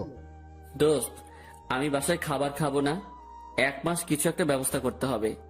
আরে সমস্যা নেই, আমার যে ফান্ডে টাকা রাখছিলাম সেটা দিয়ে আমরা 4 জন 1 মাস বাইরে খাবো। সেটা করলেই তো হয়। ভাই, ওইটা দিয়ে দূরে কোথাও ঘুরতে যেতে চেয়েছিলাম। শালা ঘোরাঘুরি পরে, আগে সমস্যা সমাধান করতে হবে। আচ্ছা, তোদের ইচ্ছা। দোস্ত, মামা আপুর ব্যবস্থা কি করবি? সেটা দেখতে থাকো। আপনারা কিসের টাকা বুঝেননি তো? এটা আতিকটা 4 বন্ধু মিলে টাকা রাখতো, একসাথে সবাই মিলে দূরে ট্যুর করতে যাবে বলে, কিন্তু এখন সেই টাকাই খরচ করতে হচ্ছে। তারপর খেয়ে দিয়ে কিছুক্ষণ আড্ডা দিয়ে বাসায় গেল। বাসায় গিয়ে সোজা রুমে ঢুকলো। অবশ্যই মা জিজ্ঞেস করছিল কোথায় গিয়েছিল, কিন্তু আতিক কোনো উত্তর দেয়নি। এভাবে করতে করতে আতিকদের বিয়ে হয়ে গেল। ভাইয়া বাসর ঘরে ভাবের কাছে চলে গিয়েছে। আতিক এখনো মা বাবার সাথে কথা বলে না, খাবারও খায় না। বাবা মা আতিককে অনেক খেতে বলেছে, কিন্তু খায়নি। কোনো কথা বলতে এলেই এড়িয়ে চলেছে। আর মা প্রত্যেক দিন তো আসতো, কিন্তু আতিক কোনো কথা বলতো না। এগুলো ভাবছে, তখনই বাবা মা আতিকের সামনে আসলো। বাবা, মেয়েটা বাসর ঘরে একা বসে আছে, তুই যা এখন। আতিক কোনো কথা না বলে রুমে ঢুকলো। রুমে ঢুকে দেখতে পেল মা ঘোমটা দিয়ে বসে আছে। আতিক এসেছে টের পেয়ে বিছানা থেকে ওঠে, এসে সালাম করতে এলো। আতিক সরে গিয়ে ওয়াশরুমে চলে গেল। ওয়াশরুম থেকে বের হয়ে দেখে মা এখনো দাঁড়িয়ে আছে। সেটা দেখেও না দেখার ভান করে আতিক বিছানায় গিয়ে শুয়ে পড়ল। কিছুক্ষণ পর বুঝতে পারলো বিছানাতে কেউ শুয়েছে, আর আতিকের পিছন থেকে জড়িয়ে ধরেছে। সাথে সাথেই পিছন থেকে হাতটা সরিয়ে উঠে পড়ল। মাও উঠল। কি পেয়েছিস কি তুই? তোকে স্পর্শ না করা আমি এখন তোর পেটের সন্তানের বাবা? আমাকে বানিয়ে দিলি চরিত্রহীন। তা তো তোর হয় নাই। বিশ্বাস করো, আমার পেটে কোনো সন্তান নেই। এটা আমি তোমাকে পাওয়ার জন্যই করেছি। তাই বলে আমাকে চরিত্রহীন বানিয়ে দিবি? কথা বলিস না কেন? জানি কিছু বলতে পারবি না। শোন, বিয়ে করছস আমাকে, এটাই চাইছিলিস, এখন তুই আমাকে স্পর্শ করবি না। আমার সামনে তোর ওই মুখ যেন না দেখি। দেখো, আমি তোমাকে ভালোবাসি, তাই আমি এই কাজটা করেছি। প্লিজ, তুমি আমার সাথে এমন করো না। তোর ন্যাকা কান্না বন্ধ কর। আমি এখন ঘুমাবো। আমি এই মাঝখানে কোলবালিশ রেখে দিয়েছি, এর এই পাশে ভুলেও আসবি না। মা কিছু না বলে চুপচাপ কান্না করছে, সেদিকে চোখ না দিয়ে শুয়ে পড়ল। আতিক কখন যে ঘুমিয়েছে নিজেও জানে না। কারো কান্নার আওয়াজে ঘুম ভেঙে গেল। জায়নামাজে বসে মা হাত তুলে কান্না করছে। আতিকের একটু কষ্ট লাগলো, কিন্তু ওর দেয়া কষ্টগুলো আতিকের মনে পড়ে গেছে, তাই চুপ করে ঘুমালো। একটু পরে ঘুম ভাঙলো কারোর ডাকে। তাকিয়ে দেখলো একজন পদ্মাশীল মেয়ে। আরে কে আপনি? আরে আমি মাওয়া, তুমি আমাকে এই মুখ দেখাতে মানা করেছো, তাই এইভাবে আসলাম। ও আপনি? তা এভাবেও না আসলে খুশি হতাম। আমার তো আসতেই হবে। আর এই নিন চা। সরি, আমি চা খাই না। আপনি এখন যেতে পারেন। প্লিজ, আমার উপর রাগ খাবারের উপর কেন দেখাচ্ছ? তোকে এত কথা বলতে বলেছি? তোকে এখান থেকে যেতে বলছি না? তারপর মা মাথা নিচু করে চলে গেল। আতিক চলে গেল ফ্রেশ হতে। এদিকে মা আবার রান্নাঘরে গেল। কি আতিক চা নিয়েছে? না আম্মু, উল্টো আমাকে ঝাড়ি দিয়ে পাঠিয়ে দিয়েছে। বললাম যাস না ওর সামনে, তবুও গেলি। যাব না কেন, যেতে হবে। তোমার ছেলে যদি আমাকে মেরেও ফেলে, শেষ নিঃশ্বাস ত্যাগ করার আগ পর্যন্ত আমি ওর কাছে যাওয়ার চেষ্টা করব। ও আমার ছেলেকে এতটা ভালোবাসিস, তাহলে প্রথমে এমন করলি কেন? প্রথমে তোমার ছেলের ভালোবাসা বুঝতে পারিনি, তাই। এখন তোমার এর জন্য অনেক কষ্ট করতে হবে। তাই তো করছি আমি। ও তোমার ভালোবাসায় অনেক কষ্ট পেয়েছে, তা আমি ওর সাথে কথা বলে বুঝতে পেরেছি। তাই তোমাকে ওর ভালোবাসা পেতে হলে অনেক কষ্ট করতে হবে। আচ্ছা ভাবি, আপনি একটু হেল্প করেন আমাকে। আমি তোমার সাথে সব সময় আছি। থ্যাঙ্কস ভাবি। ওয়েলকাম। তবে আমার দেবরটাকে কষ্ট দিতে পারবে না কখনো। হয়েছে, তোদের এদিকে রান্না হয়ে গেছে, এখন এগুলো খাবার টেবিলে নিয়ে যা। আরে আমাদের তো খেয়ালই নেই, খাও দাও। মা, আমাকেও দিন। আপনি আমাকে রান্নায় সাহায্য করতে দেননি। ও তুই আমাকে আপনি করে বলছিস কেন? তোরা আমার মেয়ে, তাই সবসময় আমাকে আম্মু ডাকবি এবং তুমি করে কথা বলবি। আচ্ছা আম্মু। তারপর দুজনে খাবার টেবিলে খাবার নিয়ে গেল। ওদের খাবার নেওয়া দেখে বাবা আর ভায়া খাবার টেবিলে চলে আসলো। এদিকে আতিক ওয়াশরুম থেকে বের হয়ে কিছুক্ষণ ফোন টিপলো। তারপর রেডি হয়ে নিচেই বের হলো কলেজে যাওয়ার জন্য। ও, তুমি এসে পড়েছো? আমি এক্ষুনি ডাকতে যাচ্ছিলাম। আতিক কিছু না বলে হাঁটা ধরলো। ওই দাঁড়া। বলো। কোথায় যাচ্ছিস এখন? কলেজে যাব, কাজ আছে। আজকে তোর কলেজে যাওয়ার দরকার নেই। আজকে নিজুমদের বাসায় যাব। তুই আর মাওয়া আমাদের সাথে যাবি, আর তারপর এসে আমি আর নিজুম মাওয়াদের বাসায় যাব। ভাইয়া, আমার দ্বারা এসব হবে না। মানে? ভাবি, আমি একজন চরিত্রহীন, আর তার সাথে এই বাসার মানুষের একসাথে খাই কি করে? ওইসব বাদ দে বাবা, এখন খেতে আয়। আরে না, আপনারা আমার জন্য গলায় দড়ি দিয়ে মরতে চেয়েছিলেন। বলেই চলে আসলো আতিক। তারপর বের হয়ে বন্ধুদের সাথে এক হয়ে খেতে গেল। এদিকে আতিক চলে যাওয়ার পর, কেন তোমরা ওর সাথে এমন করলে? বলে দিল না ওকে আমরা বিয়েতে আনন্দ করতে দিলে না, আর এমন একটা কাজ করছো যে ঘরের খাবারও খাচ্ছে না।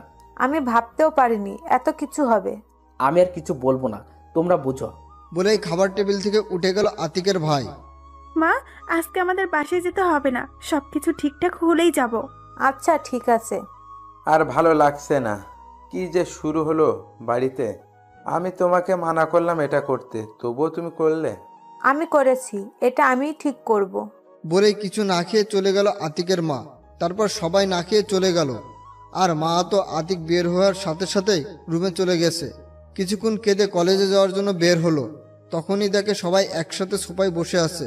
কোথায় যাচ্ছিস সেভাবে? সকালেও দেখলাম পর্দা করছিস নাকি? এখন থেকে করব। আর এখন কলেজে যাচ্ছি।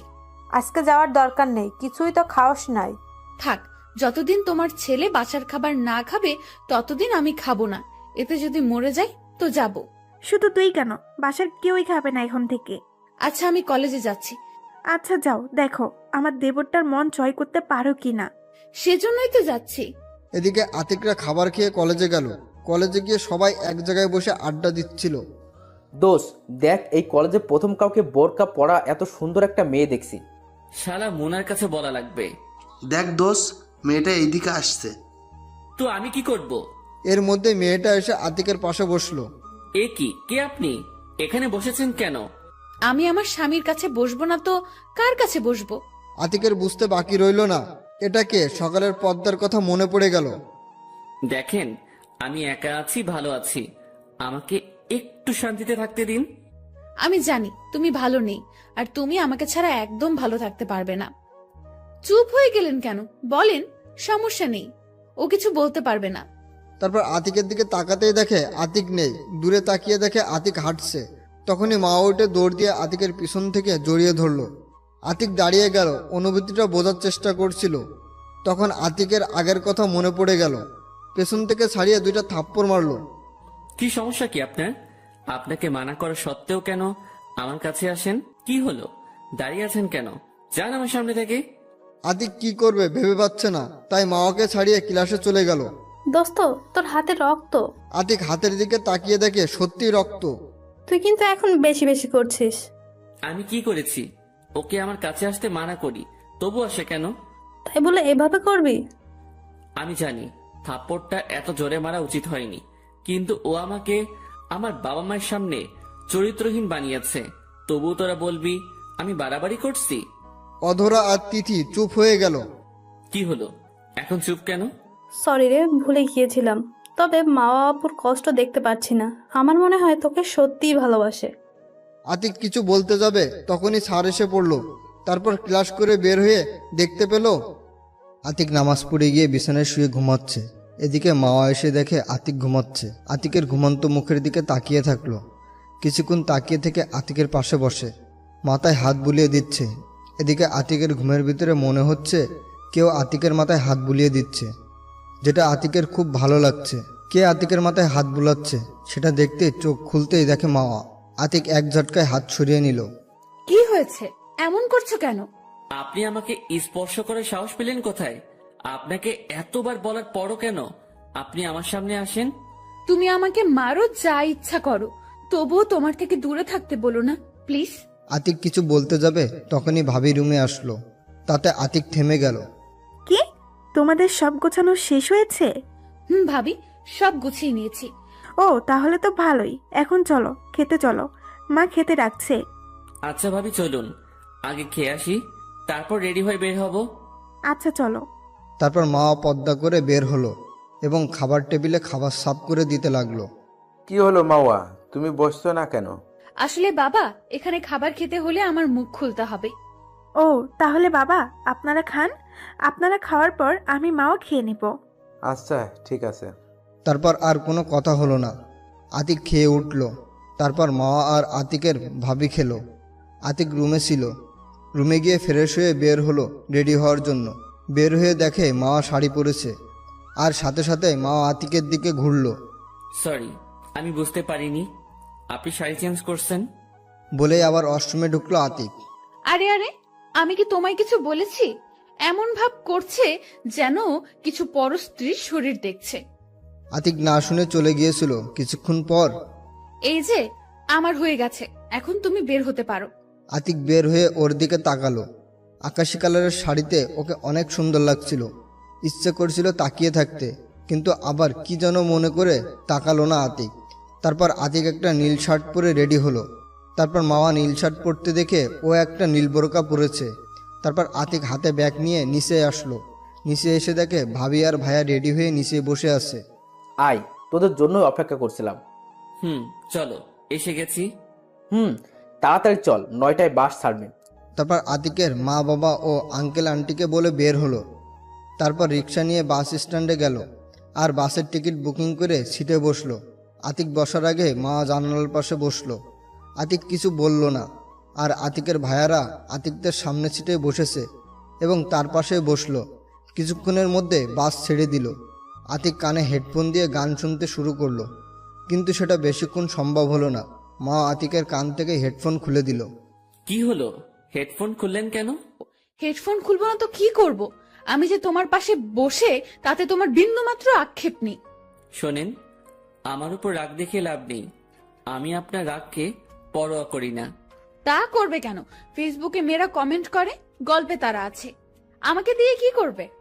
শুনুন, আমি আপনাকে আগেই বলেছি আপনাকে আমার প্রয়োজন নেই। আর আমার ফেসবুকে আমার গল্প যারা কমেন্ট করে আমি তাদের বোনের মতো সম্মান করি। জানি তো। শোনো, আমার সাথে একটু গল্প করলে কি হয়? দেখো ভাবিরা কত রোমান্টিক ভাবে তাদের ট্রাভেলটা এনজয় করছে। এসব আমার সাথে করতে আসবেন না, ওকে? আমাকে একটু শান্তিতে থাকতে দিন। মা আর কিছু করলো না, শুধু আতিকের দিকে তাকিয়ে আছে আর চিন্তা করছে। এই কি সেই আতিক যে আমার শত অপমান সহ্য করেও আমার পিছু পড়েছিল? এই কি সেই আতিক যে আমার ভালোবাসা পাওয়ার জন্য কত থাপ্পড় খেয়েছে আর এখন আমাকে দেখতেই পারছে না? না, ওর উপর অনেক অত্যাচার করেছি, তাই আমাকে ওর দেওয়া কষ্ট সব সহ্য করতে হবে। এটা ভাবতে ভাবতে কেঁদে দিল মা। এদিকে আতিক গান শোনা অবস্থায় মার দিকে তাকাতেই দেখে কাঁদছে। আতিক ভাবতে লাগলো, এতটুকুতেই এই অবস্থা? আর আমাকে কত কষ্ট দিয়েছে। কাঁদো কাঁদো, তোমাকে আরো অনেক কষ্ট সহ্য করতে হবে। তারপর বিকেলবেলা বাস পৌঁছে গেল। ভাবি, আপনার কোনো বোন আছে? আছে, কেন? একটু লাইন মারতে হবে না? আচ্ছা, বাড়ি চল, তারপর লাইন মারিস। কিসের লাইন মারবে ভাবি? তোমার বোন যদি ওর আশেপাশে আসে না, তাইলে কিন্তু একেবারে মেরে ফেলবো। হয়েছে, থাক, এখন চল।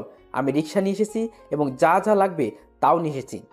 তারপর আতিক আর মাওয়া একটা রিক্সা এবং ভায়া ভাবিকে একটা রিক্সায় উঠালো। কিছুক্ষণের মধ্যে নানা বাড়ি পৌঁছে গেল। তারপর তাদের সাথে কথা বলে রিক্সা আবার নিয়ে চলে গেল ভাবিদের বাসার সামনে। রিক্সা থেকে নামার পরে মা আতিকের হাত ধরলো। এ কি, হাত ধরছেন কেন? আপনি হাত ছাড়ুন। হাত ছাড়বো মানে? আমি হাত ছাড়তে পারবো না, তুমি যা করার করে নিও। বাসার দিকে তাকিয়ে দেখে অনেকে আতিকের দিকে তাকিয়ে আছে, তাই আর কিছু না বলে ওইভাবে বাসায় যেতে লাগলো। বাসার ভিতরে গিয়ে সবার সাথে কুশল বিনিময় করলো। তখনই দেখে আতিকের দিকে একটা 7 থেকে 8 বছরের মেয়ে দৌড়ে আসলো। এই মেয়ে, তুমি আমার বিয়াই মশাইয়ের হাত ধরে আছো কেন? আমি হাত ধরেছি আমার স্বামীর, তাতে তোমার কি? কি? ওসব স্বামী টামি হবে না, এখন আমি বিয়াইয়ের সাথে প্রেম করব। ওই মেয়ে চুপ! তোর বয়স কত যে আমার স্বামীর সাথে প্রেম করতে চাস? ওই, একদম আমার সাথে রাগ দেখাবে না, ওর হাত ছাড়ো। বলেই জোর করে হাত ছাড়িয়ে নিল মেয়েটা। ওই চুপ, একদম চুপ, কোনো কথা বলবে না। আমি এখন বিয়াইয়ের সাথে প্রেম করব। মাকে ধমক দিয়ে থামিয়ে এখন সবাই গোল হয়ে কাহিনী দেখছে আর হাসছে। আচ্ছা বিয়াইন, তোমার নাম কি? I love you. I love you, এটা আবার কেমন নাম? তুমি আমাকে আই লাভ ইউ বলেই ডাকবে। না, তুমি ওকে এটা বলে ডাকবে না। এই, তুমি চুপ থাকো, আবার আমাদের মাঝে কথা বলছো। দেখছো না বড়রা কথা বলছি? আর তুমি জানো না বড়দের মাঝে ছোটদের কথা বলতে নেই? আই পুচকি, তুই আমার থেকে বড়? আমার বয়স 7 বছর। দেখো না তোমার স্বামীর সাথে প্রেম করছি, আর তোমাকে ডিভোর্স দিয়ে আমাকে বিয়ে করবে। কি? এত অবাক হওয়ার কিছু নেই। আচ্ছা, আমার আই লাভ ইউ তোমার আসল নাম কি? বলেই মেয়েটাকে কোলে নিল আতিক। আমার নাম নদী, ওরফে তোমার আই লাভ ইউ। হয়েছে নদী, তোর আই লাভ ইউকে ছাড়, না হলে ওই মেয়েটা তোর আই লাভ ইউকে মারবে। কি এত বড় সাহস! শোনো, আই লাভ ইউ ওই মেয়েটা তোমাকে কিছু বলে, তাই তোমাকে বলবে আমি সব চুল ছিঁড়ে ফেলবো। মা রাগি চোখে তাকালো নদীর দিকে। আচ্ছা আই লাভ ইউ, এখন আমাকে তোমার রুমে নিয়ে যাও। আমি এত দূর জানি করে এসেছি, আমার ক্লান্ত লাগছে। কি বলো এসব? তাড়াতাড়ি রুমে চলো, তোমার শরীর খারাপ, আমাকে আগে বলবে না? মা রাগি চোখে আতিকের কাহিনী দেখছে। আচ্ছা চলো, আমি তোমাদের রুমে নিয়ে যাচ্ছি। বলে মাকে ইশারায় আসতে বলে হাঁটা ধরলো রুমের দিকে। তারপর আতিক ভাবির পিছনে পিছনে রুমে গেল। সত্যি শরীরটা ক্লান্ত লাগছে তার। আচ্ছা আই লাভ ইউ, এখন আমি একটু ঘুমাবো, তুমি এখন যাও, বিকেলে তোমাকে নিয়ে কালকে ঘুরতে যাব। আচ্ছা তুমি ঘুমাও, আমি তোমার মাথায় হাত বুলিয়ে দিচ্ছি। থাক, তার আর দরকার নেই, তুমি যাও। আচ্ছা ঠিক আছে, যাচ্ছি। আর হ্যাঁ, তোমাকে যেন আমার আই লাভ ইউ এর পাশে না দেখি। মা নিশ্চুপ রাগি চোখে তাকিয়ে আছে। তারপর নদী চলে গেল রুম থেকে। তখন মা আসলো আতিকের কাছে। ওর সাথে এরকম ব্যবহার না করলে হতো না? আমি আমার যা ইচ্ছা তাই করব, সেটা আপনাকে জিজ্ঞাসা করতে হবে না। আচ্ছা, আমাকে বলতে হবে না, তুমি অসুস্থ, শুয়ে পড়ো, আমি মাথায় হাত বুলিয়ে দিচ্ছি। না থাক, তার আর দরকার হবে না, আমি আমার মতো থাকতে পারবো। মা কিছু বলতে যাবে তার আগে আতিকের ভাবি রুমে আসলো, হাতে ট্রেতে কিছু নাস্তা নিয়ে। আতিক, এই শরবতটুকু খেয়ে নাস্তাটা করে নে, শরীর ভালো লাগবে। আরে ভাবি, এসবের কি দরকার ছিল? মাওয়া, আয় এখানে বস, তারপর দুজনে নাস্তা কর। আচ্ছা ভাবি। বলে আতিকের পাশে এসে বসলো মাওয়া। তারপর দুজনে নাস্তা করার পর তাই ফোনটা হাতে নিয়ে বসে ফেসবুকে ঢুকলো আতিক। তারপর কিছুক্ষণ বন্ধুদের সাথে চ্যাটিং করে আইডি লগ আউট করে নিচে গেল আতিক। তখনই মা আতিকের পিছনে নিচে আসলো। আতিককে দেখে নদী দৌড়ে আতিকের কাছে আসলো। I love you. তোমার শরীরটা এখন কেমন আছে? I love you. আমার শরীরটা এখন ভালো আছে। বলে নদীকে কোলে নিল আতিক। তারপর সবাই মিলে কিছুক্ষণ আড্ডা দিল। তবে মার মনটা খারাপ ছিল, কিন্তু আতিক কিছু বলেনি। আড্ডা শেষে ভাবি সবাইকে খাবার টেবিলে নিয়ে গেল। আতিক ভাইয়া, তালুই এবং ভাবির কিছুর আত্মীয় টেবিলে বসেছিল। মা বসেনি, কারণ ভাবির সাথে খাবে। টেবিলে খাবারের দিকে তাকিয়ে তো মাথা নষ্ট হয়ে গেছে। ভালোই হয়েছে, ভাইয়ার সাথে এসে এখন আতিকও জামাইয়ের মতো খেতে পারবে। তারপর সবাই খাওয়া শুরু করলো। আতিক যতই না না করছে, তবুও ভাবি আতিকের খাবার দিয়েই যাচ্ছে। যাই হোক, অনেক কষ্টে খাবার খেলো আতিক। আরে বাবা, এতে এই অবস্থা, কালকে থেকে আরো বেশি কিছু আয়োজন করা হবে। কি বলছেন এসব? তালি, আমি তো কিছু খেয়েছি, আর ভাইয়া তো কিছুই খাচ্ছে না ঠিক মতো। তাই তো হাবিব বাবা, তুমি ঠিক মতন খাও, এত লজ্জা পেতে হবে না, এটা তো তোমারও বাড়ি। জি বাবা। তারপর আতিক আর আতিকের ভাইয়া খাবার শেষ হলো। এরপর দুজনে উঠলো। আতিক ভাইকে বলে রুমে চলে আসলো, আর সেও রুমে গেল। আতিক বিছানায় বসে এফবি চালাচ্ছিল। তখনই নদী আতিকের রুমে আসলো। কি করছো? I love you. এই তো কিছু না, এমনি বসে আছি। ও, আমি কার্টুন দেখবো, আমাকে কার্টুন দেখাও। আচ্ছা আসো, আমি দেখাচ্ছি। তারপর কিছু কার্টুন নামিয়ে দিল আতিক। আতিক পাশে বসে সেগুলো দেখছে। কিছুক্ষণ পর মা আসলো। এই, তুমি এখানে করো কি? যাও, রুমে যাও। আই মে, তুই যাবি এ রুম থেকে? একদম আমার মেজাজ গরম করবি না। আমি এখানেই ঘুমাবো, দেখি তুমি আমার কি করতে পারো। বলে আতিকের গলা ধরে শুয়ে পড়ল। এটা দেখে মা রেগে আগুন। ও আজ পর্যন্ত আতিকের গলা ধরতে পারেনি, আর সেখানেই এই পিচ্ছি মেয়ে। কি বললি তুই? আর তুই গলা ধরলি কেন? ছাড় বলছি। বলে আতিকের দিকে এগিয়ে আসলো মা। আরে আরে থামুন। না, আমি থামবো না, ওকে তোমার গলা ছাড়তে বলো। আরে আপনি কি পাগল নাকি? ওর মতো বাচ্চা মেয়ের সাথে এরকম ব্যবহার করছেন? আরে নদী, অনেক হয়েছে, এখন আসো। আচ্ছা, আমি আসছি। বলে রুমে চলে গেল নদী। মা তারপর দৌড়ে বিছানার উপর উঠে আতিকের গলা জড়িয়ে ধরল। আতিকের মেজাজটা গরম হয়ে গেল। সাথে সাথে এক ধাক্কা দিল। মা আতিকের ধাক্কার তাল সামলাতে না পেরে পড়েই পায়ে ব্যথা পেল। পা থেকে হালকা রক্ত বেরোচ্ছে। মা উঠে দাঁড়াতে পারছে না, তবুও উঠে ছলছল চোখে আতিকের দিকে তাকালো, যেটা দেখে আতিকের খারাপ লাগলো। আতিক ওকে কিছু বলতে যাবে, তার আগেই উঠে বিছানার উপর শুয়ে পড়ল মা। সরি, আসলে আমি বুঝতে পারিনি। আরে সমস্যা নেই, তুমি ঘুমাও। দেখি, এখন একটু রক্ত বেশি বের হচ্ছে। তারপর আতিকের ভাইয়াকে কল দিল। ভাইয়া, ভাবি কোথায়? কেন, ও তো এখনো নিচে। আচ্ছা ভাইয়া, ফোন করে আমাদের রুমে একটু আসতে বলো। কেন, কি হয়েছে? মামা একটু অসুস্থ হয়ে পড়েছে। আচ্ছা বলছি। তারপর ফোন কেটে আতিক কিছুক্ষণের মধ্যে ভাবি চলে আসলো। কি হয়েছে মামার? কি বলছো না কেন? আসলে ভাবি ওয়াশরুম থেকে বের হওয়ার সময় দরজার লেগে পা কেটে গেছে। আরে এত বেখেয়ালি হলে হয়, দেখে শুনে চলাফেরা করবে তো। বলেই রুম থেকে বের হলো আতিকের ভাবি। তারপর হাতে একটা বক্স নিয়ে আসলো। তারপর তুলা দিয়ে রক্ত মুছে ড্রেসিং করে ব্যান্ডেজ করিয়ে দিল। তারপর ভাবি সতর্কভাবে চলতে বলে রুম থেকে চলে গেল। আতিক ভাবতে লাগলো, না, মেয়েটার সাথে এখন একটু বেশি করে ফেলেছি, এখন মেনে নিতে হবে, না হলে আমার পাঠকরা আমাকে মেরে ফেলবে। কিন্তু কিভাবে মানাবো? এগুলো ভাবতে ভাবতে মার কাছে গেল আতিক। ওর পায়ের কাছে গিয়ে শাড়িটা হালকা উঠিয়ে হাঁটুর নিচে ওর ক্ষতস্থানের উপর হাত রাখলো আতিক। ব্যথা বেশি পেয়েছো? আমি বুঝতে পেরেছি, আমি সত্যি খুব দুঃখিত। না থাক, ঠিক আছে, সমস্যা নেই। রাগ করতে পারো আমার উপর, কিন্তু আমার কিছু করার নেই। আতিকের কথা শুনে মা আর কিছু বলল না, আর আতিকও কিছু না বলে ওর পাশে শুয়ে পড়ল। এভাবে ভাবিদের বাড়ি আরও একদিন থেকে বাসায় চলে আসলো। এই কয়েকদিনে মার সাথে আগের মতোই ব্যবহার করেছে, তবুও নির্লজ্জের মতো আতিকের কাছে আসতে চাইতো। যাই হোক, আতিক বাসায় আসলো বিকেলবেলা। তারপর ভাবি মাকে রুমে নিয়ে গেল, কারণ ওর পায়ে অনেক ব্যথা আছে। আতিক বাসায় যাওয়ার পরে মা আতিকের রুমে ডাকলো। তারপর আতিক রুমে গিয়ে ফ্রেশ হয়ে মায়ের কাছে গেল। আসার সময় মা জিজ্ঞেস করেছিল কোথায় যাচ্ছে, কিন্তু আতিক উত্তর না দিয়ে চলে এসেছে। এসেই মায়ের রুমে প্রবেশ করেই দেখে বাবাও আছে। কিসের জন্য ডেকেছো মা? ও তুই এসে গেছিস, আয় এখানে বস। এখন বলো। আমি জানি বাবা, মাওয়ার সাথে তোর সম্পর্ক এখনো ঠিক হয়নি এবং ওর পায়ের ব্যথার পিছনে তোরই হাত আছে, হয়তো অনিচ্ছাকৃত। আতিক মাথা নিচু করে দাঁড়িয়ে আছে।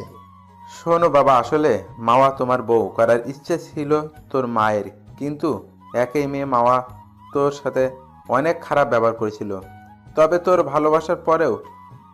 ভালোবাসা পরে বুঝতে পারে, তবে তুই মেনে নিসনি। তাই মাওয়া আমাদের কাছে এসে অনেক কান্নাকাটি করে, তাই তোর মা প্ল্যান করে তোদের বিয়ে দেয়। মানে এটাই, মামা তোকে এভাবে বিয়ে করতে চায়নি, তবে আমি জোর করে তোদের এভাবে বিয়ে দিই। মামা আমাকে মানা করেছিল, কিন্তু আমি শুনিনি। আতিক তো অবাক, তাহলে মা সম্পূর্ণ নির্দোষ? বাবা, আসলে মাওয়ার কোনো দোষ নেই, তুই ওকে মেনে নে। বাবা, যা দোষ করার আমি করেছি, তুই আমাকে যা শাস্তি দেওয়ার দিতে পারিস। আরে মা, এসব কি বলছো তুমি? যা হওয়ার ভালোই হয়েছে। আমি মাওয়াকে ছাড়া বাঁচতাম নাকি? ওকে বাবা, তুই মেয়েটাকে কষ্ট দিস না আর। আচ্ছা, আমি তাহলে এখন যাই বাবা। আচ্ছা, যা। আতিক যখনই বের হতে যাবে তখনই দেখে আতিকের ভাবি দরজার কাছে দাঁড়ানো। আরে আসতে যা, বউ কেউ নিয়ে যাবে না। তবুও যেতে হবে। শোন, একটু রোমান্টিক ভাবে কাজ করিস। আচ্ছা বলে রুমের দিকে গেল আতিক। রুমে গিয়ে দেখে মা মন খারাপ করে বসে আছে। আতিক কিভাবে শুরু করবে বুঝতে পারছে না। কি করছো? এখন পায়ে ব্যথা কমেছে? মা ছলছল চোখে আতিকের দিকে অবাক পানে তাকিয়ে আছে। অবাক হবার কিছু নেই, আমার সোনা বউ। বলেই গালে একটা কিস করলো আতিক। মা এবার কেঁদে দিল। আতিক মাকে উঠিয়ে আতিকের কোলে বসালো। কি হয়েছে, কাঁদছো কেন? তুমি এত রোমান্টিক হলে কিভাবে? তুমি তো আমাকে চোখেই দেখতে পারো না। আরে ওটা তো এতদিন ভুল করেছি, তুমি আমাকে ক্ষমা করে দাও। আমি না জেনে তোমাকে কষ্ট দিয়েছি। আরে তোমার ক্ষমা চাওয়ার দরকার নেই, তুমি আমাকে আগের মতো ভালোবাসবা, তাহলেই হবে। আমি কি তোমাকে কম কষ্ট দিয়েছি নাকি? তবে তুমি আমাকে এত ভালোবাসো কেন? আমি তোমার মাঝে আমার জন্য নিঃস্বার্থ ভালোবাসা দেখেছি। তাই? তাই এখন আমাকে একটু আদর করো। আমার কোলে বসে আছো, তারপরও আদর লাগে নাকি? আমার লাগে। তুই আদর করবি নাকি বল? সরি, আমি রেগে তুই বলে ফেলেছি। আচ্ছা, আর বলবে না। আচ্ছা, এখন আদর করো আমাকে। কিভাবে করব? দাঁড়াও, দেখাচ্ছি। বলে আতিকের ঠোঁটের সাথে ঠোঁট মিলে দিল মা। তারপর 2 মিনিট পর ছাড়লো। আরে তুমি এখন অসুস্থ, এখন একটু বিশ্রাম করো। আমি এখন আর অসুস্থ নেই, আমি তোমার কোলে বসে থাকবো। তারপর দুজনে কিছুক্ষণ গল্প করলো, আর নিচ থেকে ডাক আসলো। আতিক, মাওয়াকে নিয়ে নিচে আয় তো একটু। এখন তুমি যাবে কিভাবে? তুমি শুধু আমার হাতটা ধরো, তাহলেই আমি যেতে পারবো। থাক, তার আর দরকার নেই। বলে মাকে কোলে নিল আতিক। আরে করছোটা কি? তোমার কষ্ট হবে। তুমি চুপ থাকো তো। আচ্ছা, চুপ থাকবো, তবে আমার নিকাবটা তো পড়তে দাও। নিচে বাবা ভাইয়েরা তো থাকতে পারে। তারপর মাকে নামিয়ে বিছানায় বসিয়ে নিকাবটা এনে দিল আতিক। সে নিকাবটা পরে নিল। যদি কোনো স্ত্রী পর্দা করে তবে তার স্বামী গর্বিত হয়। যাই হোক, মাকে নিকাব পরিয়ে কোলে তুলে নিল। মা আতিকের গলা জড়িয়ে ধরল, তারপর নিচে গেল। আতিক যখন সিঁড়ি দিয়ে নামছিল তখনই মা নিচে তাকিয়ে দেখে সবাই তাদের দিকে তাকিয়ে আছে, আর সাথে সাথে লজ্জায় আতিকের বুকে মুখ লুকালো। তারপর আতিক নিচে নেমে খাবার টেবিলে গেল। আরে ওকে এখন আনছিস কেন? আমাদের খাওয়া শেষ হলে নিয়ে আসছি। সমস্যা নেই বাবা, আপনারা খান, আমি এখানে খাওয়া শেষ হলে পরে খাবো। আচ্ছা। বাবা, আর একটা কথা ছিল। বলো মা। বাবা, আমি আর কলেজে যাব না, মায়ের সাথে হেল্প করব। এই, আমিও কিন্তু আছি। আচ্ছা, তোমরা যা করো, সমস্যা নেই। আচ্ছা। আমি আমার টাকা জমিয়েছিলাম, এখন তা দিয়ে আমি একটা কোম্পানি করতে চাই। যেটা এখন হাবিব চালাবে। আমি সাহায্য করব। আর আতিকের লেখাপড়া শেষ হলে আতিকও কাজ করবে, আমি বিশ্রাম নিব। আচ্ছা আব্বা। তারপর সবাই খাওয়া দাওয়া করলো এবং মা খাওয়া শেষে ওকে নিয়ে রুমে গেল আতিক। তারপর ওকে নামালো, আতিকও ওর পাশে শোলো। আমার একটা আবদার রাখবে? বলো। শোনো, তুমি তো কলেজে যাবা, বাসায় তো আমার সিম্পল কাজ, তাই আমার একটা বাবু চাই। আচ্ছা, এখন না নিলে হয় না? না, হয় না। বলে আতিকের উপরে ঝাঁপিয়ে পড়লো মা। তারপর ওদের মিশন কমপ্লিট